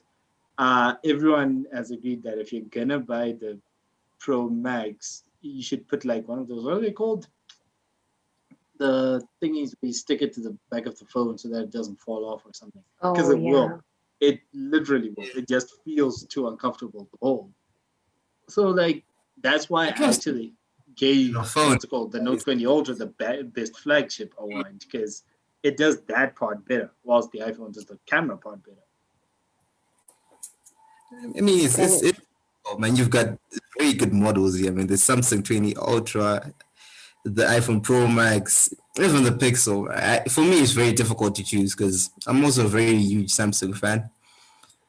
But I just feel like exactly. the iPhone Pro Max just has that edge. I don't know what it is, man, about the iPhones. Okay, fine. I'm sorry, but this year it doesn't. But okay. This is why this stuff is subjective anyway. It is But very. okay, fine. What am I taking? What am I taking? I can't. Why do you want me to choose? You guys are evil. You want me to choose one phone? There's something wrong with you. But okay, one phone. Let me guess. Before you choose, let me Huh? guess. I Yeah, think you go for the Sony. Xperia. What is yeah, the Xperia, obviously. Easy. This is why I'm saying I don't want to choose one. Okay, here's the honest truth. I would choose the Sony for the camera. I would choose the 4A5G because it's honestly that's the phone that makes the most sense for me. Okay, this is $500, right? You get a Mm-hmm. camera that would literally punch back and forth with the iPhone, and the iPhone would only win in extreme cases. You get better storage options than the base iPhone models. You get a headphone jack, which I still love. You get the best Android software experience on the market because it's a Pixel, but for $200 less than the Pixel 5. You get 5G if you're dumb enough to think that's useful right now, but you get all of that for $500. for $500. I mean, okay, you lose what's it called, wireless charging and waterproof. I'm okay with that. I'm Zimbabwean. Okay, I have a waterproof phone right now. I never drop it in water. Okay, I'm that superstitious, so I'm okay with that. But not so. So that's the phone that just if I had money right now, I would go buy that. I know that. But then at the same time, the Sony is amazing for what I do, which is TZP and everything, and how I love taking photos. At the same time, though, I know that I would probably have a better experience with the Note over any other phone in this list. Like I really would. It's perfect. It's close to perfect. Like we wrote about this. Samsung might cancel the Note line next year, and the Note 20 Ultra is arguably the best way they could end that line. The only thing that phone does not do is fold. That is it. And I don't care about that. So I guess pet peeve kind of what's it called? Yeah, it doesn't have a headphone jack, but you know what? They haven't had headphone jacks for 2 years now, so I can take that one. I that's my only compromise. Everything else, I, best feel storage. I Yeah. should my phone. I feel like I should repick my phone. And I've been a Samsung. Samsung S20 Ultra takes it for me, man. The Note. Yeah. The note was I don't know, man. It was amazing. And then I'm sorry, one more. Just Yeah. because I feel like when the software is ready, it would be amazing. The Surface Duo. Right now, the software Oh it's yeah. getting better I per didn't. I month. didn't want. I Like didn't even want to say it because I was like, ugh. But yeah. when the software is ready, like when it's proper, I feel like it's what's gonna happen here is Microsoft is gonna pull what they've done with other devices, like especially first generation ones, where the first generation one gets good just when they're about to launch the second generation one. So by next I mean, year, whenever they start launching the Surface Duo 2, the Surface Duo 1 is going to have great software. And by then, I feel it's going to be, yeah, proper. Right now, nah, it's more proof of concept than great device. But yeah, and it still has an amazing design. How they made that thing and how thin it is. It's thinner than normal phones. That's what's crazy. It's thinner than, and it's two screens. Like, come on, man. I like the idea of the Surface Duo, but I don't like the design. The design is crappy for me. I'm sorry. What do you mean? Okay, are you saying you prefer the design for something like the Galaxy Fold then? Probably the Huawei, the Mate. Wait, the one that like folds outwards. Yes, that's probably my ideal. That Design yeah, for a folding phone. yes, and for Surface Duo is the height, man. It's too short. I need it to be a bit longer, and the width is too. I just don't like the design. I'm sorry. The Surface Duo is a very good. No. Very, I get it. Like, don't look, like the foldable design. is still at that point where there's different what's it called, different implementations of these devices, and each person And is kind of running, going with their own. So yeah. the concept of running Android on a Microsoft device is just it doesn't settle right. You're like Musa, the guy who decides to get iPhones just so that he can jailbreak them. No, seriously. Wow. No, that's how crazy he is. Trust me, he literally does that all the time. Like, it's always like, dude, why don't you just get this Android phone? Like, no, I don't want it. Okay, fine. I'm gonna get this iPhone. And then do what? Jailbreak it so that I can put any app on it. You realize you wouldn't have to do that if you just had Android, right? Yeah, I don't care. This is what I want. I'm sad that he's not here. I mean, especially now when we start to talk about the game consoles and stuff, and that's really what he was like waiting for. I feel like I'm gonna have like a second segment with him on another day just for the what's it called? Just for the sake that he wants to talk about consoles so much. But yeah, because that dude is crazy. Trust me, that dude is crazy. Anyway, done with phones. Let's close off the year with the thing that kind of did close off the year anyway. The new consoles. Yeah, what is it? PS5, the Xbox Series X, the Xbox Series S. I reviews have been up for over a month now. I mean, the reviews are actually they're like early December, and the story is simple. The And why PS, you oh, sorry, why you leave the Nintendo Switch? the Switch has been out for 3 years, man. What the hell? No, but It's there's still a a contender. Yeah, nah. That's I'm sorry, but the Switch is not. The Switch is competing with your smartphone right now. Okay, that's its competition. No, I'm really actually honest here, especially if we're talking about the Switch Lite, which is meant for like gaming on the go. That's its Mhm. biggest competition, more than pretty much anything else right now, because mobile gaming is starting to get gaming dominated by console. mobile phones. So yeah, Well, someone told me the Nintendo Switch was actually good, the 2020 version of it. no, it is. It is. No. Well, they want to put out a new, more powerful Switch Pro, but it's not out yet, and it's more rumored, really, more than anything. And the Switch is an amazing machine. I feel like Nintendo has this way of just doing the basic, like understanding the basics so well. Because yeah, if you with where we are nowadays, and you can carry what's at least around the power of like a PS3 in a tablet or so, right? Or something that's around the size of a tablet, i.e., the Switch, then why not have that thing be able to like be with you wherever you want to go?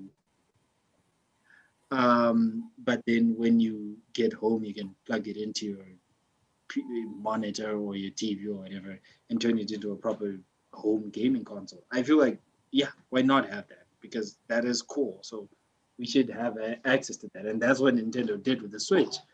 But the Switch, because of its form factor, does fall short on everything that makes this year's new consoles. These things are essentially now high-end gaming PCs that you can plug into your TV and you don't have to download Windows and drivers. Even if the Xbox Series X and S actually do run Windows, and they run it so well to the point where you can emulate PS2 and PS3 games on them. I kid you not. It's so funny, but it's the truth. The PS5 cannot run PS2 and PS3 games at the moment, but if you hack an Xbox Series X and make it start running something closer to full Windows, you can actually emulate PS3, PS2, PSP, Nintendo Wii, I think, games on it. And yeah, That's so crazy, man. that's the ironic world we're living in now, where you literally just have access to all these things on Microsoft's console rather than Sony's, because Sony is these consoles are proving one thing. Sony is bad at software. Microsoft is good at software. Sony is kind of okay at hardware. Microsoft understands gaming PCs. Nah, that's true. I don't know, man. You know your consoles. I've never used a gaming console before. Well, I'll Yeah, use yours. you've been a PC guy your whole life. I know, but like, here's the thing: if you would move to the Xbox right now, you'd probably feel at home. Like, you'd feel at home without feeling like the problems of what the PC brings, because the PC has issues. Okay, sometimes you have to get drivers. Sometimes It like, you have to upgrade your graphics card.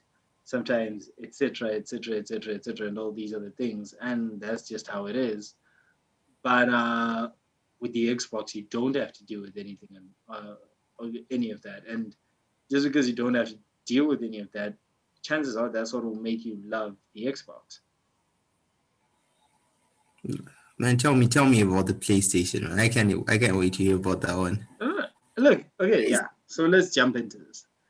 The PS5 is good. Like, it goes without saying, it's simple, but it's good. Like, where it surprised everyone and where it surprises even me is how good the controller feels. Like, you don't go and talk about a controller when you're talking about games. It's just the truth. You look at it, you're like, cool, but that's it. You don't go too crazy about it as long as it feels good to play. I was But actually surprised people are calling it a revolutionary controller. That does not make sense to me. What is the difference? haptics, like the vibration motors, the way the whole controller is meant to try and do its best to emulate the environment of the game for you. So what happens is if you're in a driving game, right? And let's say they're trying to show that the brakes on your car are getting harder to like what's it called to deploy because my brakes are piece they're hard to put in some through. All right. In real life, if you're trying to actually push down on the brakes, you might push down on it and you don't really feel any resistance, right? Because the brakes are not like lighting on, yeah? So So you're saying imagine that normally when you press one of those R2, L2 buttons, normally the brakes are good, no problem. When your brakes now have problems, each time you press it, it has no resistance and you have no control over your car in the game because of that. that's crazy, man. I Yeah. would want to. So what's happening here is like there's only very few games that have taken advantage of it. The main one is the one that everyone's talking about is Astro's Playroom, which is essentially for many like a tech demo of what the new DualSense pad can do. But there's also games like I think it's Modern War. Not sorry, not Modern Warfare. Call of Duty Black Ops Cold War. Yeah, it actually has like some really interesting gun vibration effects that are actually very very different to the point where you actually feel the difference and you understand that it like if you closed your eyes and you didn't know what was going on screen and you couldn't even hear, right? You couldn't even hear what was going on screen. If you fired a sniper rifle versus if you fired a certain semi-automatic gun, you'd know that I just fired a sniper rifle or I just fired the automatic because they feel different. That's crazy. Yeah, That is so crazy. so I would say when it comes to the DualSense, when it comes to exclusive games, that's where Sony's doing it, right? Sony's taking the So old, yeah, more of the controller haptics, not the way it feels. It's like the use of it. exactly. Okay. That's the big thing. It's not how it feels in the hand. I mean, if it was how it feels in the hand, Xbox pads have, for many people, I wouldn't say for me, but for many people, felt better in the hand than PS pads for generations now. And yet, you never saw anyone going like, it's revolutionary because it feels better in the hand. So that's not it. But what is it is what's it called? Yeah, how it the use case of it really. But then there's also now the other thing, which is these consoles really kind of come down to philosophy. And I know that sounds weird, but it really is true in that the PlayStation and what Sony's trying to do is really just what they've been doing for years, which is we'll put out this good looking or at least well performing machine, right? We'll put a lot of exclusive games that you can't play anywhere else on it, and people will buy it for that. And that's what they're already doing, right? I mean, they've also now added the whole experience of the pad to it, but that's what the PS5 is. As soon as it came out, there was Spider Man Miles Morales. There's been games like I think it's Demon Souls now. There's already certain games that are coming with special Sony, what's it called? So Sony exclusivity agreements. On the other hand, um, on Microsoft's end, Microsoft is at this point where they're like, look, man, we don't really care if you're buying the Series X. We care that you're buying Xbox. And what they mean by that is like they're trying to turn Xbox into like a platform in that you could have the Xbox One, right? That the older ones now. You could have the Xbox One. You could have the Xbox Series X. You could have the Xbox Series S. You could have a Windows PC, okay? It's still And the same thing. and all of that still counts as Xbox because Microsoft is now making this whole huge platform type of thing where it's like for example, all big Series X games that are coming out for the next 2 years are also going to be available on the Xbox One. So you could even buy an Xbox One now to get certain Series X games. It's maybe not advisable. I think Cyberpunk is the game that's proving that because it's glitching out a lot on older hardware as compared to the new consoles.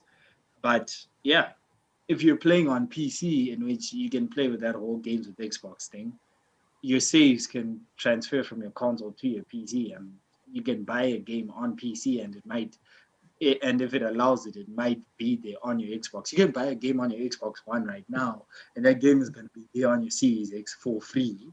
Like you have the Series X version. You can play the Xbox One version on the Series X because the Series X can play every Xbox games from the original Xbox, like the 2000 and something Xbox.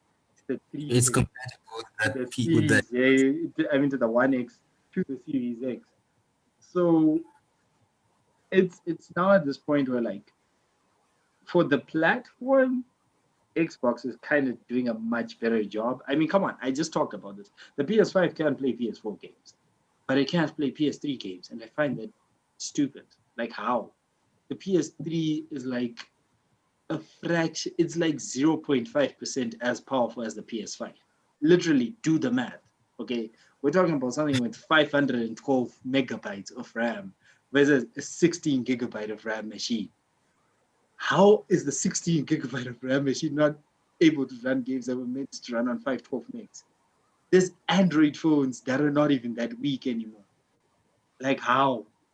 Okay, so it's crazy how Sony hasn't sorted out their software side enough to do that. All Microsoft has, and it's now kind of at this point where if you want exclusive games, yeah, you're gonna buy a PlayStation. But if you want this whole promise of like this whole platform where you can just keep playing, and then there's things like Game Pass. Unfortunately, Game Pass is probably not going to be a thing in Zim. Like, but it's essentially like Netflix for games. Okay, you pay a low monthly fee to Microsoft, and it's like I think it's $5 a month. You pay $5 a month, right? This is like $60 a year. But for $5 a month, you literally get 200 Xbox games per month. Whoa, Like that is crazy. literally up to 200 Xbox games per For month. 60 bucks. Yeah, for $60 a year. Heck, I actually still have a Game Pass trial that always like advertises to me, and it's got me on a special offer. My first month will be $1. $1. The Xbox platform is amazing, no lie. So yeah, it's now at this crazy point where it's like, do you want It's to buy it's the it's platform or do you want to buy specific games? wait. Sorry, what? I Repeat like that? saying I like products like that. Products that have a very wide platform where it's not solemnly focused on its hardware and whatever software that's running the Exactly. console. Exactly. But when you have services like that, it just makes it a better experience. No, it is a better experience, but then also when Zimbabwe, PlayStation is a brand. Yeah, okay. There's people that you cannot. Heck, I'm not even gonna lie. I'm a diehard PlayStation fan, but I've been So, convinced that okay, Microsoft might be onto something. Okay, that's how and convinced I am. look at it this way, man. In Zimbabwe, I mean, for in my case, when I was growing up, Xbox was more of the iPhone when you're comparing it to phones, and PlayStation was more like your Android phone because most children had PlayStation. Mm. So I'm actually surprised that Sony actually made this jump ahead of Xbox Yeah, of because producing. in that the PlayStation 5 is now like a status symbol. Is it a better console? I don't know which one is a better console now, but from what I can hear from you, that is the Xbox, not the Xbox series, but just the Xbox platform is just the better experience. But what's the better console here? Since we're just looking at these consoles, man, I remember I was reading this article about the PlayStation, and it has 825 SSD storage. I don't know if that's extendable because just from looking at that number, I feel like that's already too small. Yeah, it is. It is too small because if you what's it called? If you the average game for these new consoles is gonna be around 100 or 120 gigs. That's just the truth. The average AAA game is around that time. I think it's Call of Duty Black Ops Cold War. That's 140. That's just Call of Whoa. Duty. Okay. And that means if you were to buy five, yeah, 5 games this year, chances are you've already almost filled up your console. And Because at least these Xbox is offering their like expansion module thingies, like those things that look like memory cards, but it's actually a 1 terabyte SSD. And that's not bad, but they do cost a lot. I mean, they're going for $220. That's extreme. that's that's crazy. Yeah, but So that's both what are offering. that's like what I that. Yeah. Sorry. you talked about the platform. That's what I wanted to ask. You were talking about the platform, about the whole experience. I mean, you were talking about Sony the first time you talking about Sony, how it's a great console, but which one is the better console here? Because I'm just now failing to understand. Are we Okay. going for the Xbox Series, the PlayStation? Okay. Here's the thing. If it's just power, right? The Xbox is actually more powerful. It's been proven. It can reach higher clock rates. It can, what's it called? It does have more, what's it called, powerful graphics cores. It does have more teraflops, which is essentially like the general measurement number that's being used to measure how powerful these things are. Now, to be fair, teraflops don't tell the whole story, but essentially, as far as if you were to, I don't know, sit down and benchmark these things, chances are the higher percent of the time the Xbox is going to come out on top. That's where it is at the moment. That doesn't always prove true for consoles in that, okay, the Xbox 360 was actually technically more powerful than the PS3, right? But ask anyone from that generation, and the most good looking games were on the PS3, not on the Xbox 360. Like it's just a thing. In the same way, the PS4 was actually more powerful than the normal Xbox One. But if you were to look at something like Halo 5, it could match and maybe even beat some of the best looking PS4 games. That could go either way, but what I'm trying to say is it can even just tend to come down to developers and how well they actually build games for these things. So whilst the Xbox is technically more powerful, we have yet to see that power used completely, especially now if there are not going to be any exclusive big Xbox games for the next 2 years, because they'll also be available for Xbox One. That means if you're a developer, you know this, man. You have to make a backward compatible game, or at least we know backward compatible apps, but you have to make a backward compatible game now. Because if you just wanted your game to run on the 16 gigs of RAM, guess what? Now you have to think about the 8 gigs of RAM that the Xbox One has. So that's already a problem. That's true. So what you're saying, your take is on. No, I'm asking that what you're saying is the Xbox is the better console here. At least as far as on paper is concerned, yeah. I do think it is. I don't know. Because my next point was I was looking at the PlayStation 4, the Pro. Yeah. And how you're able to play all the games you're able to play on the PlayStation 4. You can also play them on the PlayStation 4 Pro, which gives you a better performance and just a better experience of the game. So I was thinking that was it a very good move for the PS5 to be dropped without considering it to support PlayStation 4 games? I know you talked about it, but it does can support them. It runs PS4. It runs PS4 games. Yeah, PS4 games are good. It falls apart when it comes to the 3 and the 2. And that's what I'm saying. Like, these are significantly less powerful machines. Why is this the case? Now that makes sense. Yeah. So it can run it can run PS4 games. PlayStation 4 is an upgrade. But I feel like if the PlayStation 4 is an upgrade, if the PlayStation 4 Pro is an upgrade to the PlayStation 4, why not just settle for that one? Since it will come with a better performance. Yeah. Because I feel like PlayStation 4 the Pro should also be part of this. No, is it a competition? Or the review? I don't know what this is. Believe it or not, it's not, because just theoretically speaking, the PS4 Pro is, what is it? 4.7 teraflops. This puts out 12 teraflops.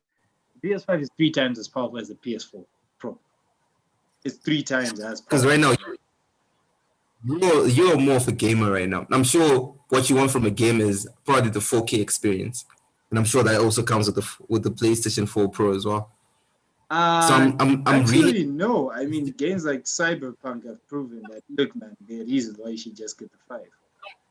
Like, Cyberpunk has been, what's it called? A disaster to run on older hardware. Like, if you've got something like the Pro 5, it can run, but it's not running at its best. It's running at a very, very different, it's a very different game for what you're getting on the PS5. And what's crazy is the Cyberpunk that's running on the PS5 is not a PS5 version. It's the PS4 version. They haven't released the PS5 version. Like, because the PS5 can run PS4 games, it's just like on a PC, right? If I'm running a game on a 2 gig RAM, maybe Pentium something PC versus if I'm running it on even a Core i5 with 8 gigs of RAM, that's already a huge difference, right? It's yeah. literally the same type of experience. That's what's going on right now. That being said, I'm in Zim. Okay, I'm gonna likely buy myself a 4 next year. I'm okay with that. I've had the PS3 for over 10 years now, man, and you know that I actually still enjoy my PS3 thoroughly. But playing we were last week, man. I know we enjoyed that one. exactly. So if I've had that long of an experience with the PS3 and I enjoyed it, I think I'm okay moving to the 4 now. And I'm not saying like I'm gonna stay with the 4 for 10 years again without getting the 5. Nah, I will hopefully have enough money to buy the 5 within the next 2 years or something. But I This is something know I'm you never also, yeah. You always want to have a very powerful console, but you also have a very powerful PC, and I just I have a and the way fairly you use powerful it, PC. I don't have a very powerful PC. It's it's not okay. very powerful,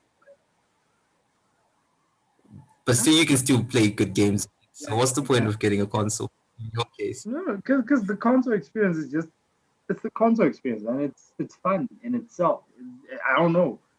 They're two very different experiences, and I like both of them.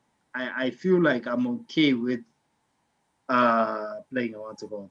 I'm okay with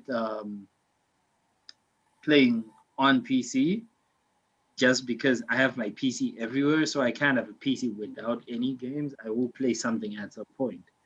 But what I really want to do is what's it called? What I really want to do is just sit down after work. And I think it comes down to I know what my PC is for, right? This is my workstation. This is where I have the rest of my life. But if I kind of just want the release from the rest of my life, chances are I You just will go and play on a console just because it's that much of a break away from what I was dealing with everywhere else.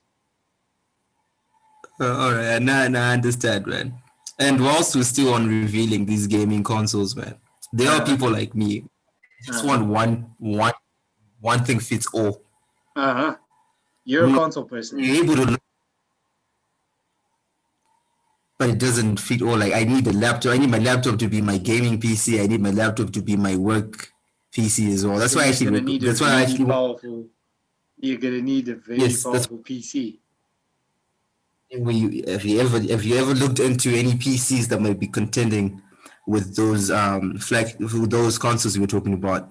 Well, look. Okay, here's the thing. This is something that people seem to actually always forget. Look, the most powerful, like the most powerful, what's it called, gaming experience you're gonna have is gonna be on a PC. Okay, if you have a high-end PC, then there's nothing that a console can do to you. It's just a fact. It's not even like a contest. It's just what it is. On the other hand, if you don't have the money to buy a super high-end PC, because super high-end PCs go for like four or five Exactly, they're thousand expensive. dollars. They're incredibly expensive. If you don't have that kind of money, then that's why you buy a console. Because you can have an experience that at least feels like that without necessarily having to cough out that much money. That's true. Now I'm on it. So Can't yeah, argue with that. so yeah, man. I don't know if you've got the money for a super powerful PC. Then yeah, man, go for it. I'm not gonna tell you to not go for it. But But that's I really yeah. want you to experience that Xbox platform, that whole Xbox experience. I So that's a really would want to check that out. I do want to get in on that. I'm not even gonna lie. but since we're in Zim, No, man, I'll get it at some point, but not right now. I will do it at some point. I told you that's why you see me being like, I'm okay with buying a PS4. It's not even like uh trying to feel bad or make some other people feel bad. Look, man, if you can buy a PS5, buy a PS5. Please, you will love it, I'm sure. But I'm okay with the 4. I'm okay with the 4.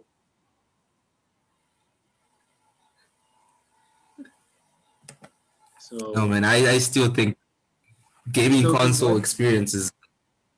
I'm still thinking like the gaming console Hmm. experience is not for me. I don't know. It's not. It has never been. I think it's just like Uh, you said it yourself. You didn't grow up on it, so like yeah, I did. So like even though I've had the other side of things, I still very much like the what's it called? I still very much like the console experience. It's just simpler, and I'm okay with that. So I prefer that simpler. wait, do we still have to be online? Oh no, no. Oh, she's gone. She's been gone for a while. She actually texted me. They had a power shortage, like her side. SA. Yeah, I know. Zesa is consistent, but Zanopi have made its way that side. Okay, I shouldn't say That is new. That is new. I should write that down. that. But yeah, so she had. Memorable, memorable. So yeah, she's unfortunately caught up now. Musa had That's right. main I issue. actually So need to know his views on gaming consoles, man. Especially same. from Zimbabwe, because I don't know. I've never heard any gaming chicks. I've only met one girl who was into gaming, and she had this whole PS4 setup, PS3 setup. I think she had anime games, car racing games. So I actually wanted to know if they are really into it or it's just peer pressure. No, I don't think it's peer pressure. I mean, Government Games, choose your game with me, but she did. Okay, so Gamu games with you, not Gamu games. Oh no, she was actually texting me today. Like she has this problem of like she feels it's gonna be funny when she gets married or something, and she's gonna be like, if how some guys are like, I want a man cave. She'll be like, yeah, well, guess what, bruh? I want one too because I want to play my games in another room. I don't want you coming and What's getting in the way. So yeah, Selena Kyle's hideout? Let's I call don't it that. exactly. I don't know what. Does Catwoman have a cave? I don't think she has a cave. Look at me now. We're She doesn't. getting completely lost. She hangs out in Batman.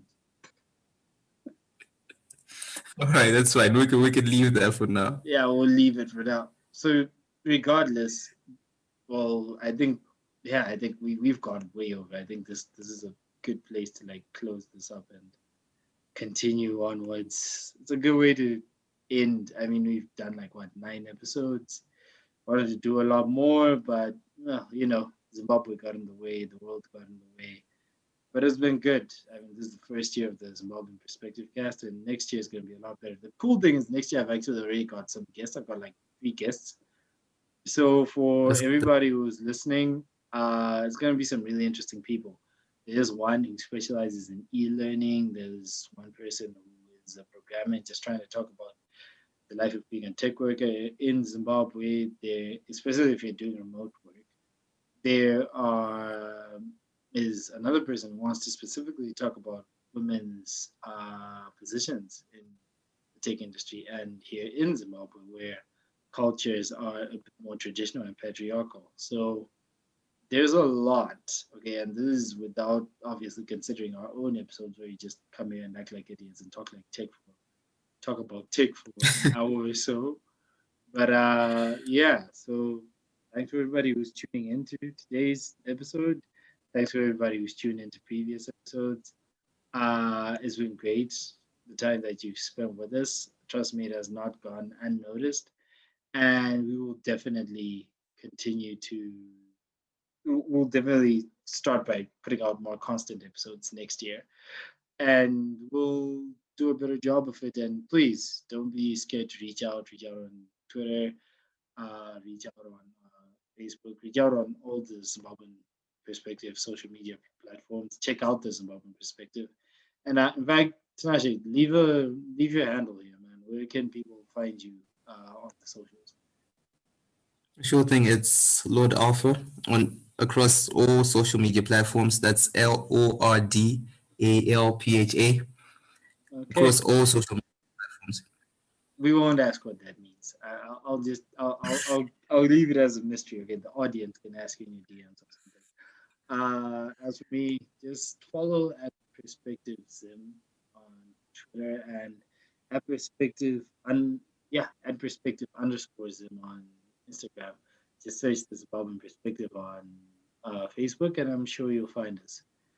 But again, thanks for everybody who tuned in. Thanks for your time. Thanks for your patience, and I think we'll be calling it a wrap for today. Yeah.